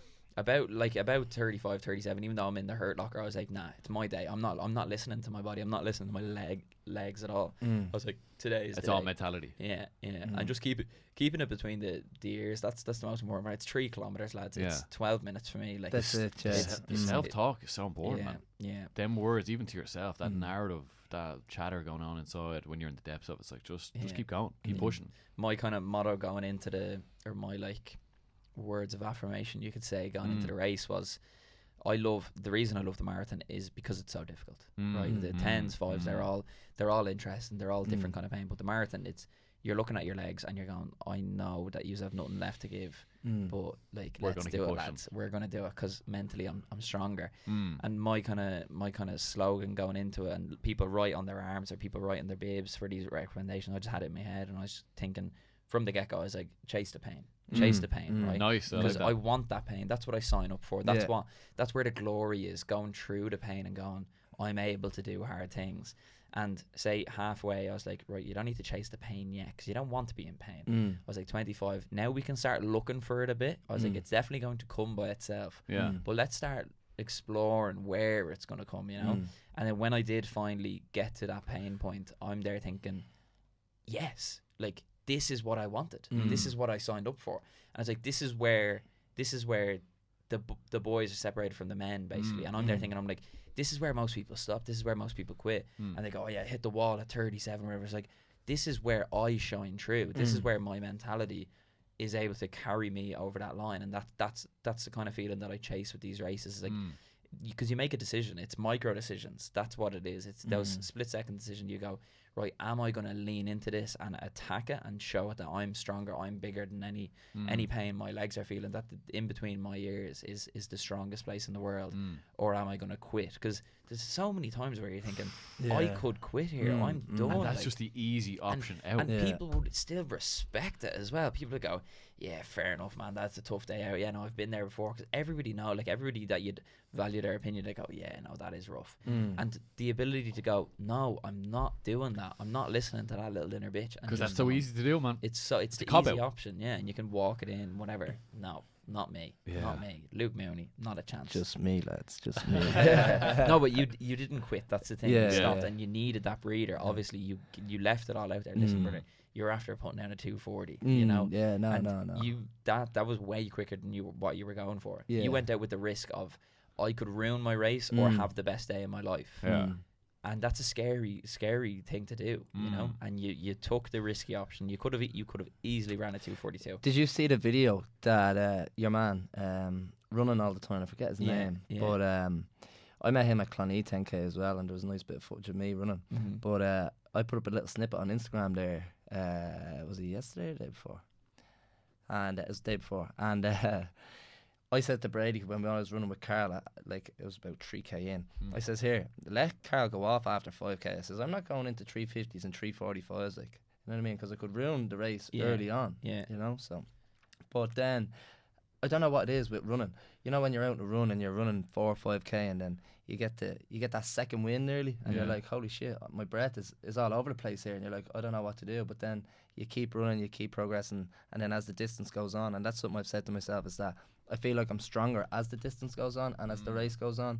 And that's what the marathon is all about. It's not like going out with the blocks and fucking going straight at it tooth and nail, like, you know. It's all about like weaving your way in, you know what I mean, step by step. It's endurance. That's it. It's getting into that flow state though as well, of like I hate the first 7k of any race. Like that's why, because it's just like you're in your head, your body's not moving like the way you kind of should be.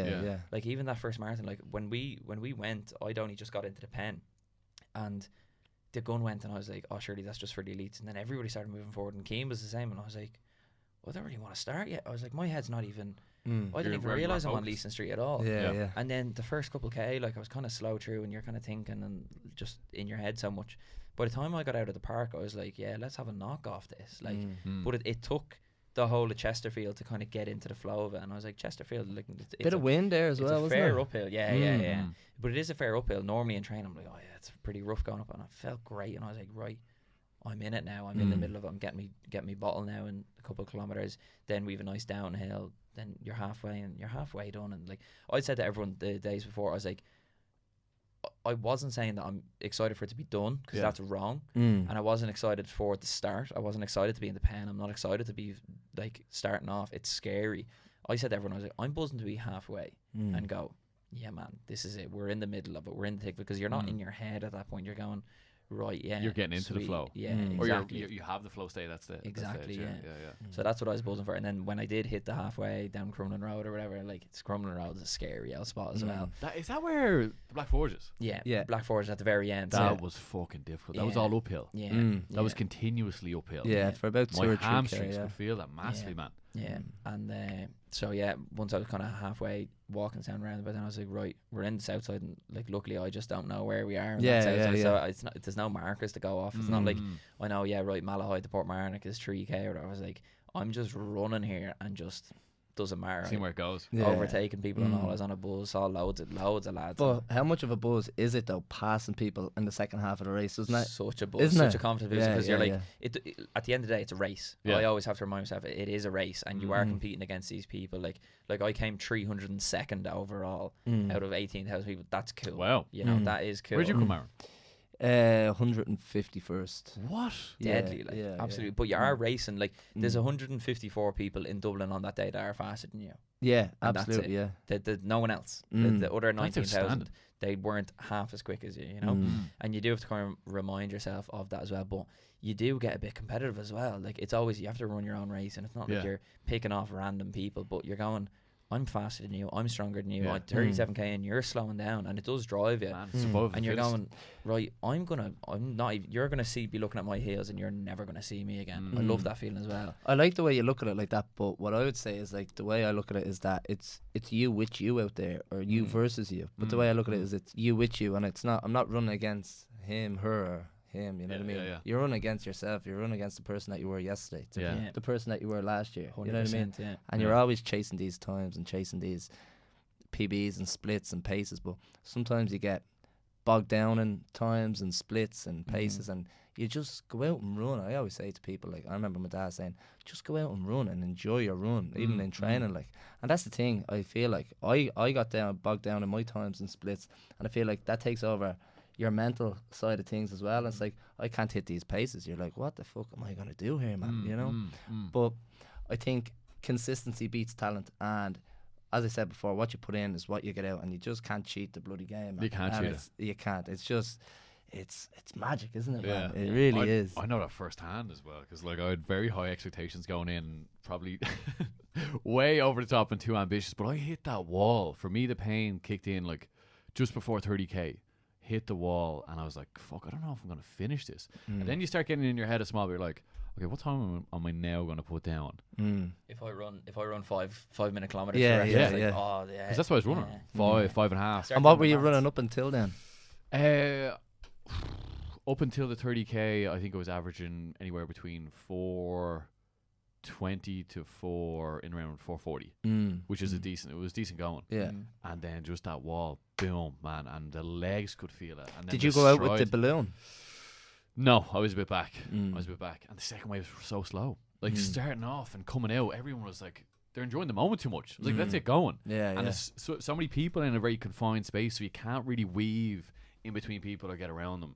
So it wasn't until the Phoenix Park where a bit of space opened up, and then I could push on a small bit. And it was so enjoyable, like you touched on as well, Mooney. Like the first half of it, it's like, this is a buzz. Like, this is great crack. You know, I'm enjoying it. Kilmainham was phenomenal. That was unbelievable. That little corner is so crack. Like, then when you hit that wall, have you ever hit it? Either of you ever hit a wall during a marathon? First marathon I done was the first official marathon I done was in Scotland. Yeah. And like the wall is, you only hit the wall if you're not fueled correctly or you've gone out too quick. That's what the wall is. People talk about it like it's an actual thing. It's not. It's racing. That's it. I hit the wall in Antrim because I went out too quick. It wasn't a fueling problem. It was just I went out too fast.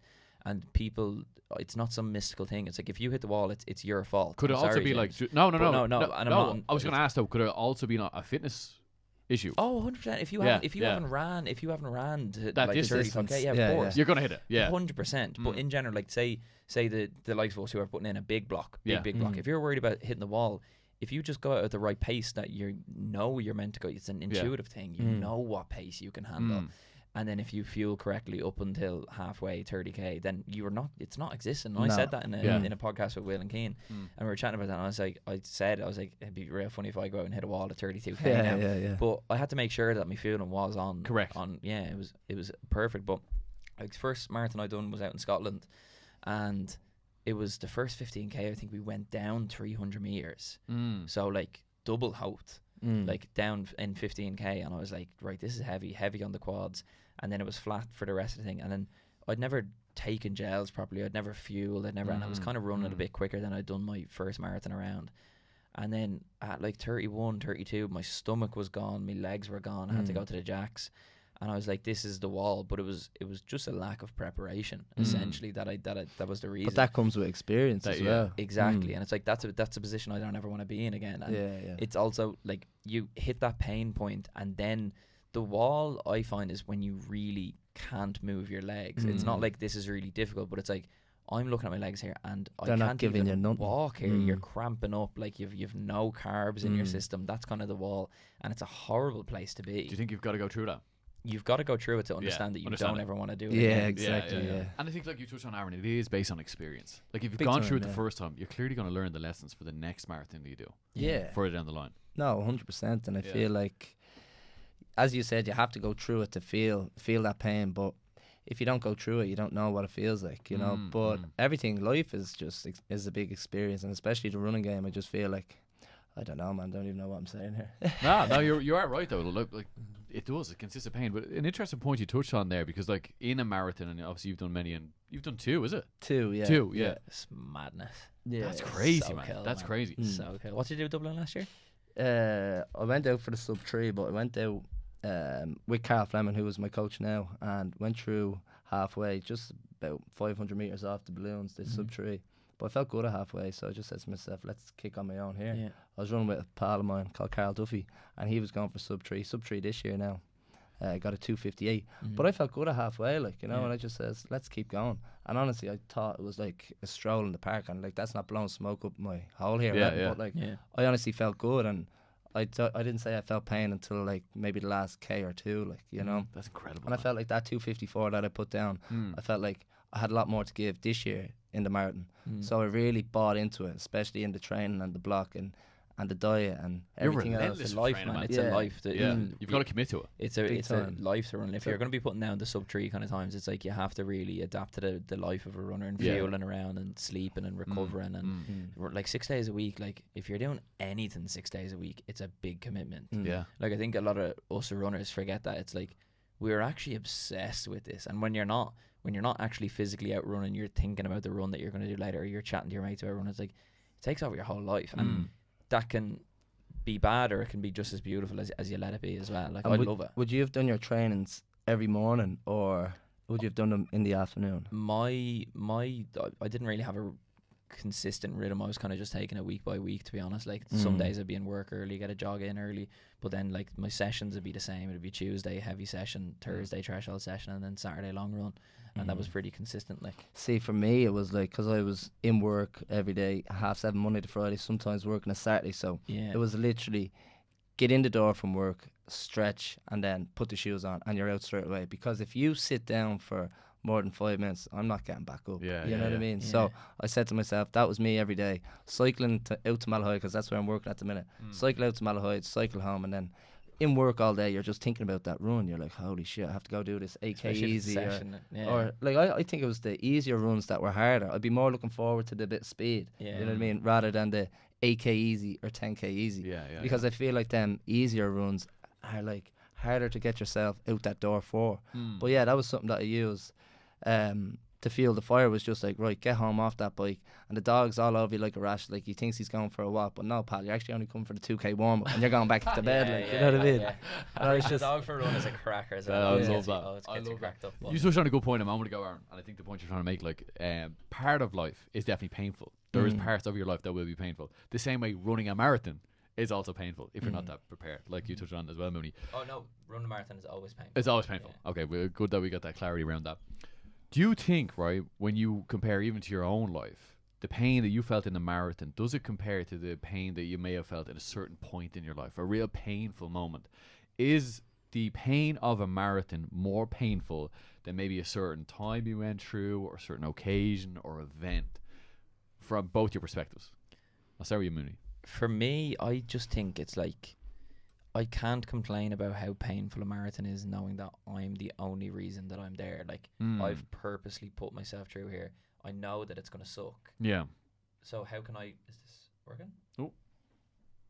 Did we get cut off? Hello? Oh my God, we got cut off. Hello? Hello, Vlad? Aaron's live. Let me check. I'm still here. I'm still here. I think you're going to make a good point there, Mooney. I think I might have touched off, actually. Hello? Yeah, he's back. Hello? He's back. Yeah, no, that's back. Back? Yeah. We're so back. Yes, Mooney, sorry. Yeah, so like I think it's very stupid to complain about the pain of a marathon. Like, Because knowing you've decided to do it. I've signed up. I know it's going to be tough, and if I want to take a handy, I can go take a handy as well. But that's not your mentality. But yeah, exactly. So I'm looking for the pain there. I'm looking for that, to explore that, because like genuinely most of my life's pretty handy. Like, I have a nice job, a good family, all that kind of stuff. So it's like chosen pain. If I can every now and then put myself into the depths of hell, then I'm grateful to do that, because life hasn't like external circumstances hasn't given me any of those. I think you're best to seek out pain than for pain to come and seek you. Exactly, because pain's always going to come and seek you at some point in your life, multiple points in your life. So maybe I know that when things do get tough, someone dies, something happens or whatever, I'll know, right, well, at least I'm not 39k into a marathon. Maybe I'd rather be here than 39k in. So then for you, the pain of a marathon does not compare to anything else that has happened in your life. No. That's Like, interesting. this painful thing, I think, like, the marathon is one of the hardest things that you can do, but I just think it's there's no real comparison there between stuff that happens to you and stuff you choose to do. Like, yeah, so it's interesting because it's also a subjective question. It's only based on you and your life experience. Whereas a lot of people, I think, have had really terrible lives and go through loads of stuff, and then that's where maybe their marathon experience isn't like anywhere near the pain they've gone through in their life, and like that's what I'm thinking, man. Because like Dave Goggins, like he is an ultra runner and an exceptionally amazing one, and I'm thinking, he talks very openly about his childhood, and his whole story is quite interesting when you go in depth to him. But I'd say the pain that he has felt in his childhood, and all that rough upbringing, all the experiences he's had, all the trauma, would not compare to the runs. Well, maybe not compare, but like the runs aren't half as bad as what he felt when he was younger. I'm not even going to Dave Goggins. I'm thinking of people from town that have like, you see people in run clubs and you hear people's stories. Like even the likes of Will Boyle, who has a crazy story. He's very open. What a about man! What a man! And it's like it's very inspiring to see that people can kind of come out the back end of a rough couple of years or whatever it is. Is that off again? No, you're still on. A rough couple of years, whatever it is, and then be able to just kind of go, right, yeah, I'm going to put all my energy into something else and a more chosen pain, and kind of get out of that. But like for me, it's like, it would be silly for me to kind of go, oh yeah, all this, like, I'm blessed. I haven't had terrible stuff to happen to me. Like, my dad's very supportive. Yeah. The whole family supportive. Me and my brothers have the crack. You've been spoon-fed your whole life, yeah. Yeah, the Malahide upbringing. But I'm absolutely blessed to have the life I have. So for me, I'm just like, right, go on, we'll see what this pain is all about. Like, we'll have a crack, and I'm in a very privileged position to do that. So and that's one of the things as well, when it does get hard, like for me to back off, like that would just be embarrassing. It's like you've chose to do the marathon here when things get a bit tough. You've never had anything bad happen to you in your life, and now you're going, oh, my legs are sore. Hop on, will you? Like, there's people going through shit here. Yeah, and I love that. I love your perspective as well. Although, like you were saying, the most painful experience for you has been the marathon in your life, which is really interesting. That is the most painful experience that you've ever felt in your life. Yeah. Which I just find that fascinating. But the fact that you seek it out, I think, is the most important point. Because there's going to be stages in your life where things are painful, but you're already prepared for the pain that's coming. Yeah. Because you're going after. That's the thing. If you don't seek, okay, so with the marathon, you're seeking glory, you're seeking that PB, you're seeking that feeling after when you get that medal on, right? But if you don't, so that's the highest high. So in order to have the opportunity to feel the highest high you could ever imagine, which for me, the marathon, that last Sunday was the best day of my life. Like the most joy I've ever felt, the most accomplished I've ever felt, the most community I've kind of ever felt, and I'm still talking. I'm not going to stop talking about that. So in order to have the opportunity to feel that absolute supreme good, the highest good you can feel, you have to risk the chance that everything comes crumbling down, right? So you have to risk, you have to go at a pace that you think, right, 32k, I can do 32k at this pace perfectly. After that, it's kind of up in the air whether I can hold this or not. And you could have the worst day of your life from 37 to the finish line and have to walk and be crying and miserable and feeling so terrible and ashamed of yourself. But that risk to reward ratio is, in my head, highly more, the reward goes way higher. It's working in the favour. So I can have that, and if I have a bad day, I'll be tough on myself, I'll be upset, but I'm not going to be so depressed. It's going to eat you up, but it's not going to. And it's the same with love, for example. So love is one of the highest feelings that you can have, whether it's romantic or friendship or family. So if you don't open your heart up to love and the opportunity to fall in love with somebody or to have a new friendship, and you just close yourself off for the fear of getting heartbroken, I love life because of the volatility of emotions, and love, like, I love feeling the full experience spectrum of life. all the emotions. It's like when I am sad about something, I love when I'm sad. I'm going, that's part of life. I'm a human and I'm allowed to feel this, whatever. But like, I just have a positive outlook on life, and like would generally feel like if average people feel a 5 out of 10 every day, and then 10 on the best and 0 on the worst, like my life is like generally a 7.5 out of 10 most days. Just waking up, just my perspective on life. But if you don't open your heart up to that love and that like especially with a woman, I find it's like, yes, she could break your heart, yes, she could absolutely rip your life apart, and you could feel terrible for 6 months, whatever that is. We've all been there. But if you don't allow that possibility to happen, you're never going to feel the love of the good times, of the dates, of the euphoria, shared experience. You've got to open your. Like, would you rather just live in the middle the whole time? No, that's not living, boring. Man. You that's want that system, highest ups and downs. And I know that there's going to be marathon races that go terribly for me, that you stand on a bottle and twist an ankle and you're done and you're heartbroken, whatever it is. So I'm always thinking, like, when I'm at that start line, I'm glad I got this far. I'm glad I'm injury free. That's a win in itself. Go out and enjoy it, but give it socks. You know, but like if you don't give yourself the opportunity to enjoy it, like, what's the point? Like, if you're not going out, right, I'm going to give this welly and leave it all on the pitch, then what's the point? You're just running just to feel okay in zone 2 in the marathon. What a waste of time, lads. But there's nothing wrong with running the marathon in zone 2 either. Like, I feel like, you know what I mean? I think push yourself. I think, like, if you're buying a ticket, you're putting in the train. It's a race. It's a race. Go see what's possible. That's the way I think. Like if you had a ran with me, it would have been a waste of your time, because it would have gone.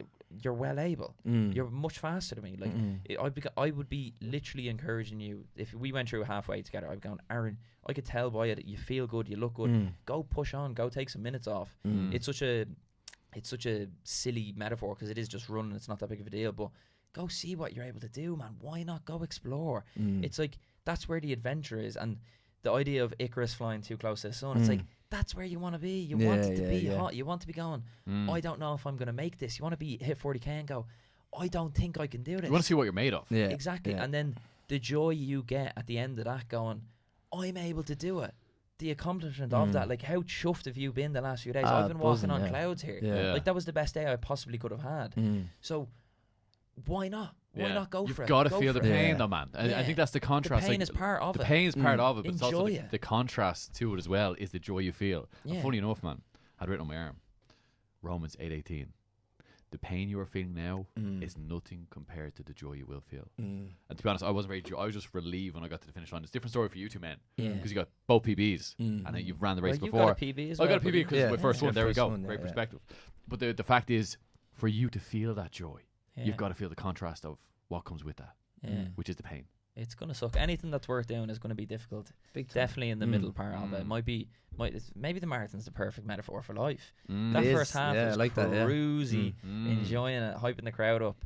And then that last, like, the last 10% is going to be fine. You know, you're kind of with the adrenaline up, but like that sticking point, that middle part, that's where people bounce. That's where people DNF. That's where people stop and start walking. It's like if you're able to get through that, then the last couple 100 meters, yeah, it's tough. Yeah, you're in the doghouse, but you're enjoying it a bit as well. You know, you're done. You know, a kilometer ago, you're going, yeah, we're in this. Let's have it. You know, even as bad as you feel, you know, in the back head, you're like, I cannot wait to be done this. And then you have that joy as well. Whereas that 37k mark, you're not feeling happy. No. You're going, I'm a fucking mug for signing up. But for you to feel that joy, you got to feel that pain. 100%. Yeah. For you then, Arran, what was the marathon? Is that the most painful thing from a personal standpoint you've gone through, or was there, you don't have to talk about it, but was there anything that compares to that level of pain you felt in the marathon? Big question. It is. It's a deep question. It is a deep question, isn't it? Yeah, I would say because I went through a stage in my life where I got hit by a car in a hit and run, and I don't mind talking about it here openly now. Like, I've done the work, I feel a lot better. I can speak openly about it, but back then, in the depths of how I felt, in the effects after the crash and getting hit by the car, I didn't feel myself. I didn't feel good. I was still playing soccer. I was playing football. And I probably didn't think there was anything wrong with me. I was oblivious to everything around me, and I was using everybody as my punching bag because I went into like a depressive kind of state. And going back to the question of comparing a painful moment in your life to the marathon, that's what I compare.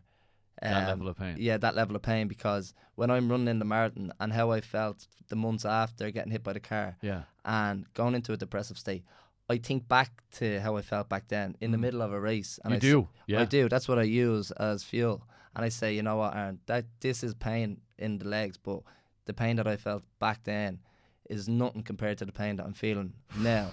You know, so that pain you felt when you're going through that depressive state after you got hit by the car, like you said, is more painful or just as painful as the marathon? I'd say it's nowhere near as painful as the marathon. So that pain that you felt then is more painful than what you felt in the marathon. Absolutely, the pain doesn't compare. That's incredible. That's why I asked this question, because I was like, you see the way your perspective is so different to his. Yeah, and that's the thing as well, where I'm saying that in such a grateful. No, I know you're. No, I get that. I get that. And I always laugh at myself. I'm like, I just don't have any bad experiences to kind of clutch on. But that's okay. That's you. That's like, okay. You know, that's your life experience. Good. That's good. I'm not asking for anything to go wrong as well. But I always get so inspired by other people that have that story and that pain point, and I think it's so beautiful to have that, say, moment in your life, or moments or time in your life to look back on and go, well, at least I'm not there.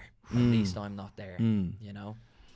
That's powerful. Yeah, but the thing is like, you know, you look at where you are now and where you were back then, and like, you're a better man, you've learned more, you've pushed through it, and it's to think of how I was back then, and like, I use people as my punching bag, man. Like, you know what I mean? Family, girlfriends, people like that meant a lot to me, and I just pushed them away. Is this because you had so much anger inside, or frustration, or what was it? I'd say so. I'd say also the thing is that like, I wasn't doing the things that I should have. I was drinking, I was using drugs, I was smoking, and that's not me, like, you know? Yeah. And that's how I dealt. You were trying to cope with it. That's it. I was trying, but that's how I thought I was coping with things, but I wasn't.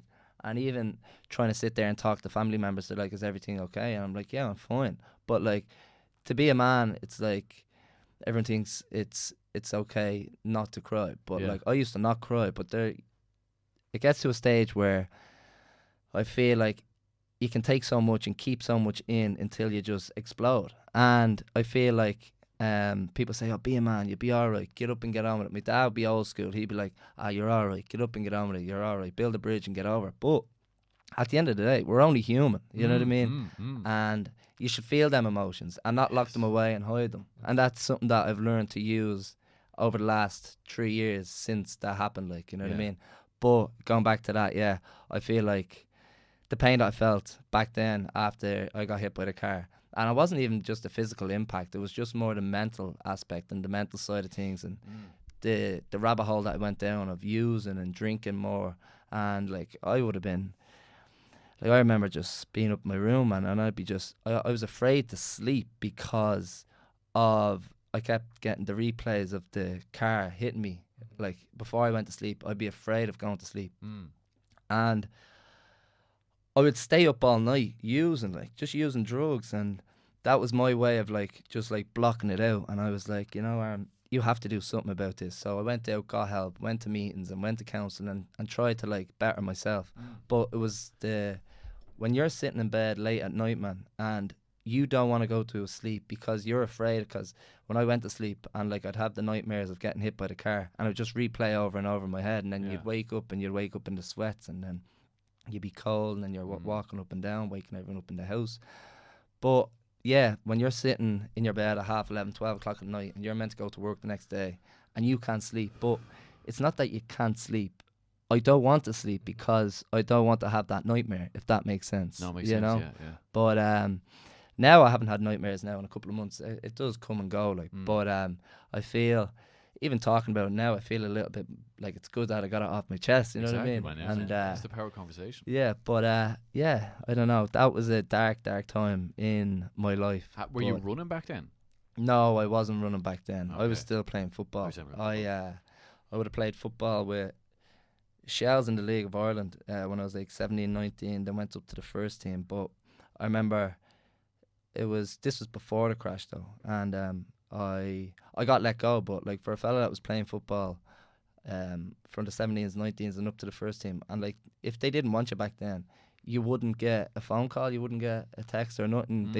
They ignore you, don't hear anything. Yeah. And I was like, for somebody that was loyal to them for 3 or 4 years previous, to not even get a phone call or anything, I let that kind of take a knock-on effect on my confidence, if that makes sense. Yeah. So then I said, you know what, fuck this football. I says, I'm not playing football anymore. So I think that's when I went and played Gaelic for a year. I went to play Gaelic with Dan Campion. What a man, by the way.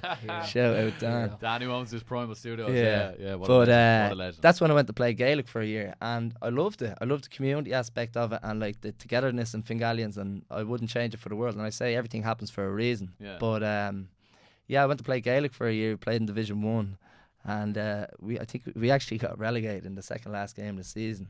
We were at home against Ballymun Kickums. But anyway, going on from that, and then I went back to football. I went up to Offaly and Edenderry, and I was playing Leinster Senior League football up there, and I enjoyed that. There was 4 or 5 Dublin lads that travelled up, which was great, like. And I was back enjoying football again, and then I went and played with Talca Rovers then, and then I think I'd done a year or two with Talca, and then I just felt like I was missing something, like I wasn't enjoying it as much as I should have been, and that's not nothing to do with Talca. I think it was just more so me and the effects of the crash then that came with it. Yeah. And I just says, there's something more. I'd love to do something else. I have more to give to life, or just I need a new start.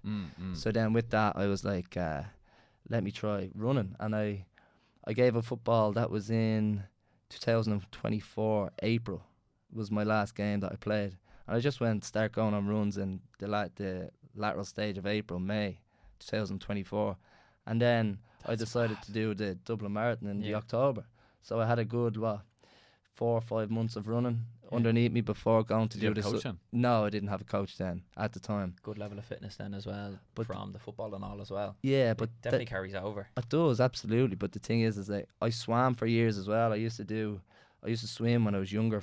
I'd say I remember being in the pool as young as 4 or 5, but like we all used to swim. My dad was very, very, very good to us and bringing us to swimming, football, you name it, all around the world. And appreciate that man a lot, because he gives so much to his kids, which is great as well. Yeah. But I think the swimming helped kind of the lung capacity and the aero kind of base, and it kind of builds you that kind of, I don't know what way you'd say.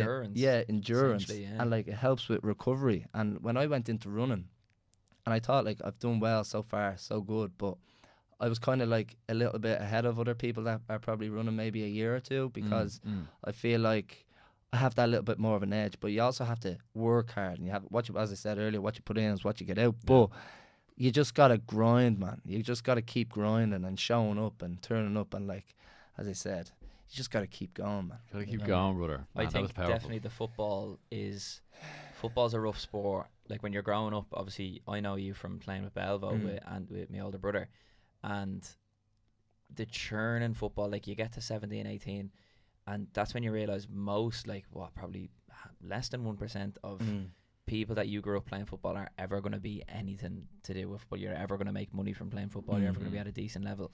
And I imagine, like, I kind of stopped playing at a decent level when I was 17.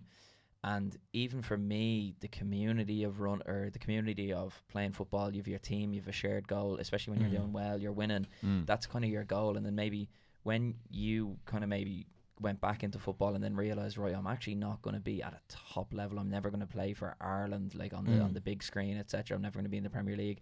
I imagine, like, that was a big hit, and you go, it's like, because you have that goal of excelling at something and being the best at something since you were in nippers, probably, you know, and you kind of had that goal of always being better and always working up, and then playing with shells, playing with the first team, and then you have that, and then when you realise it's not going to work out, it's just heartbreaking. It is, So many of my mates went over to England, and lads, like, I had quality football the year that I played with.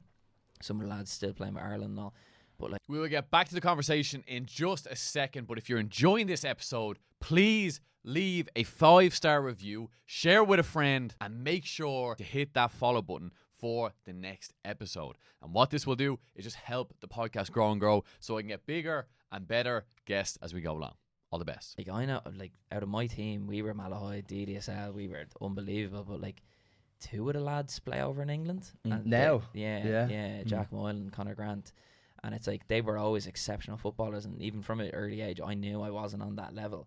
But I was okay with that, and I played the NDSL, and I just loved the NDSL. I actually seen my coach about 3K out, Davey, and that gave me a good kick when I was 3K when I needed it. But, like, I got to kind of enjoy those last years of football at a less competitive. We still won the league and stuff, but it was like, I knew that I wasn't going to be a footballer, whereas you had that hope for longer, much longer than I had. And then I imagine the crash and everything, or getting hit by a car, that kind of, I'd say that was so depressing, just being like, right, well, that's my dream gone. It's the same, people do their ACL, people have a big injury, and they go, right, I'm not going to be, especially when you're in your teens, early 20s, that's when you really decide, right, I'm going to be a footballer. Because I think half young people, we all thought we were going to be. We all had the dream. We all had successes. Like, but you have to dream as well, man. You know what I mean? You got to dream big. Now you can have that dream in something else, and you can go, right, well, Mikey Brady, he's ran a 220.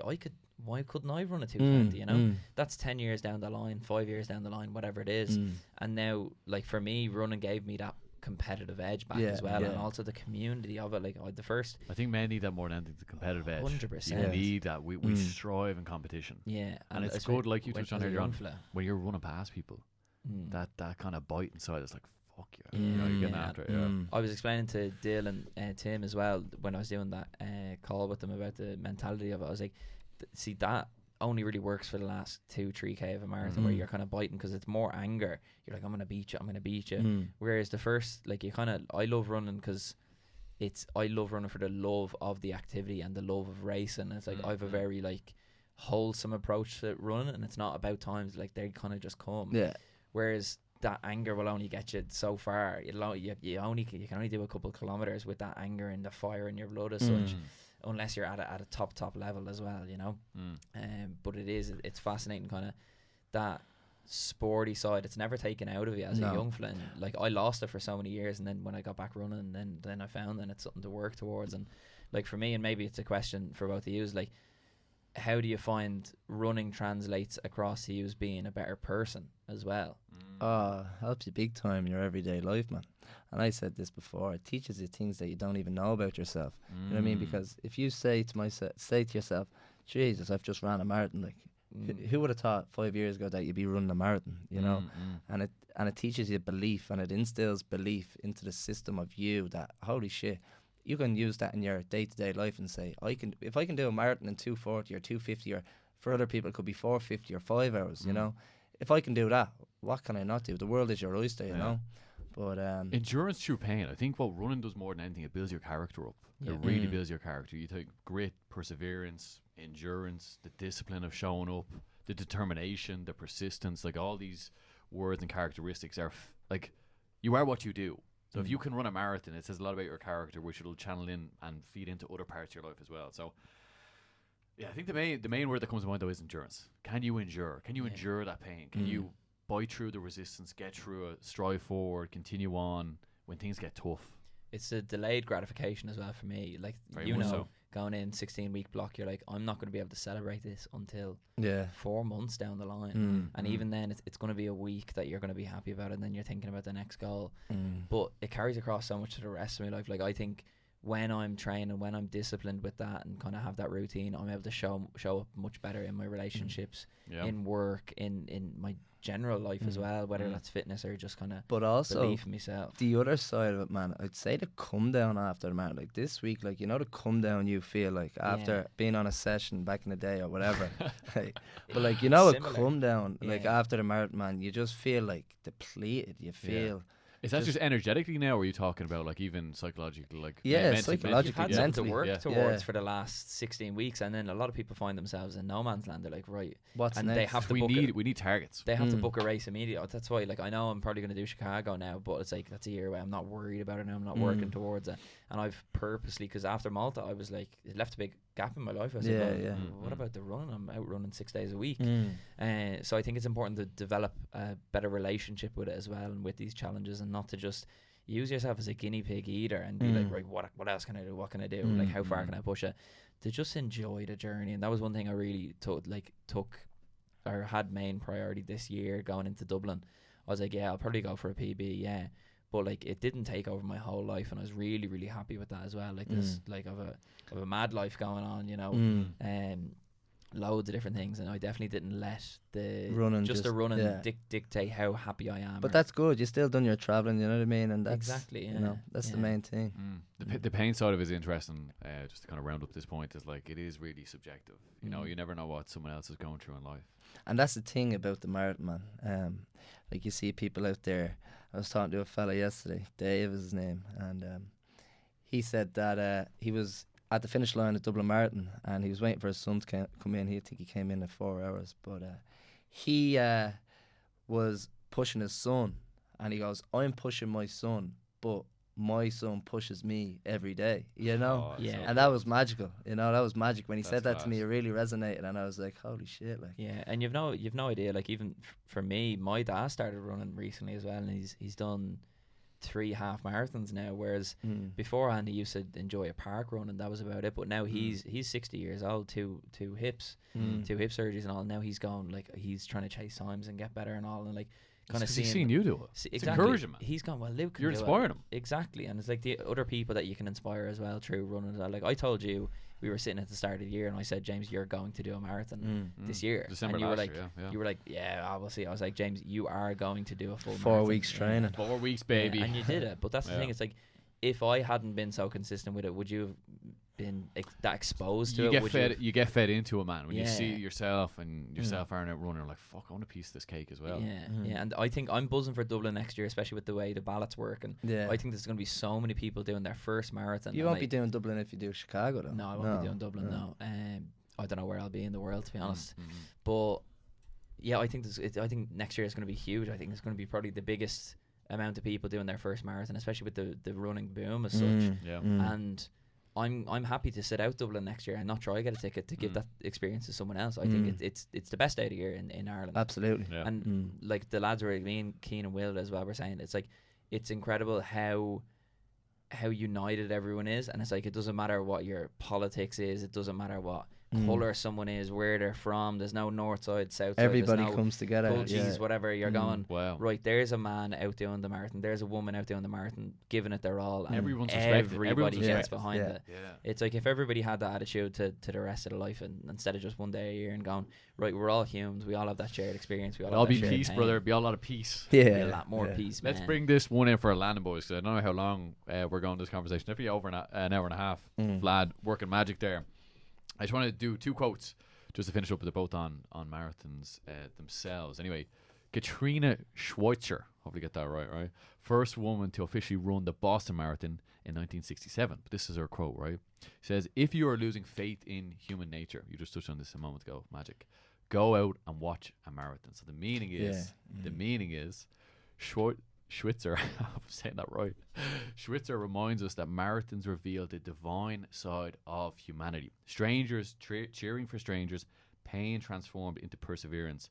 It's one of the few places where you can still see courage in motion. What do you make it up? Courage in motion, nice. What do you make it up? I think that's magic, man, because the first marathon I ran was with Ozzy. You know Ozzy the runner? Ozzy's unbelievable. He's a great athlete. And I remember I met him at about 25k. And he came over to me, he goes, do you want a bit of water? I says, yeah. I says, what time are you going for? He goes, I'm subbing 2 lads.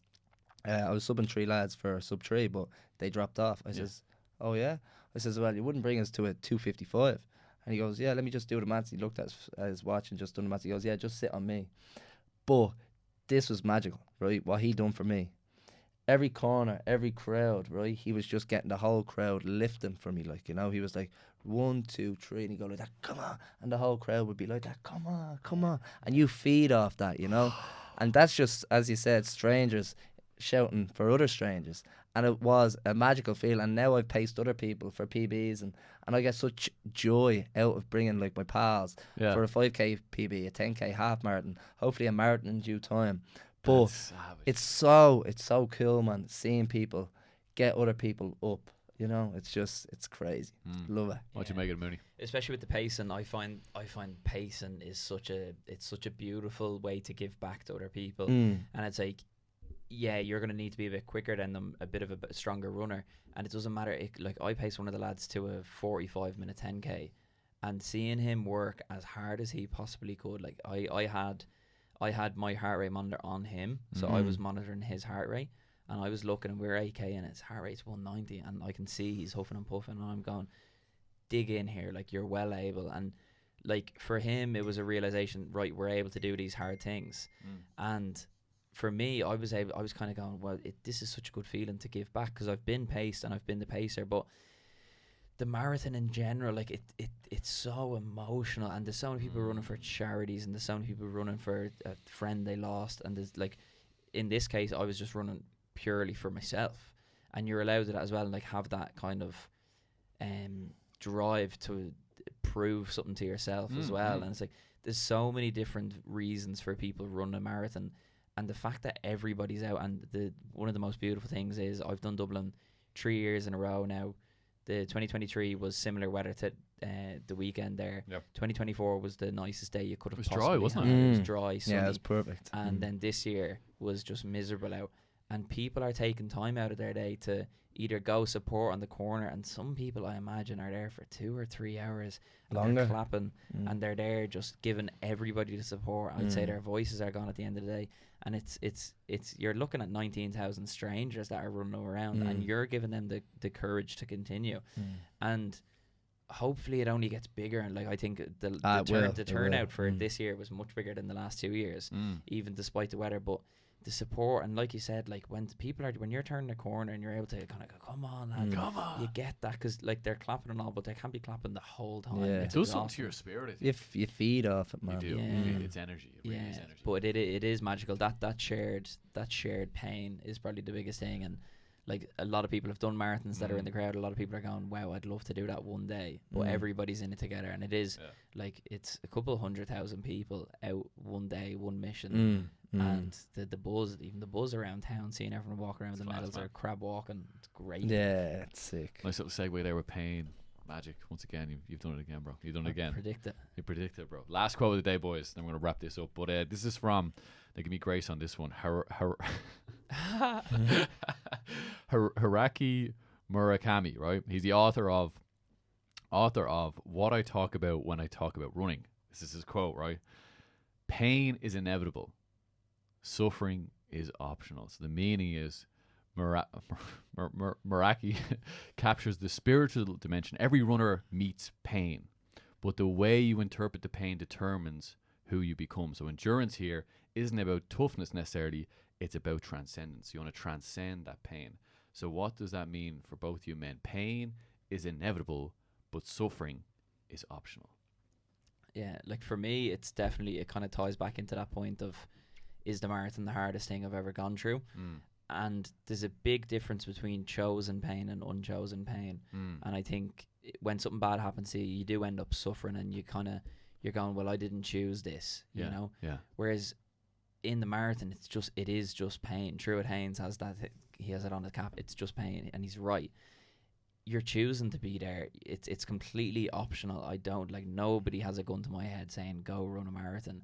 I'm choosing that. And for me, like, suffering it's a mindset. You can kind of turn into a victim, but for me, I'm like, I'm not suffering through this marathon. I'm like, yeah, well, you could say I'm suffering because I'm 37k in or whatever, but it's painful, but I'm enjoying it, and I've chosen to be there, and I kind of look at it as a beautiful expression. It's pain you've decided to choose. Exactly, and it's like I'm able to chase this pain and enjoy it when it does arise.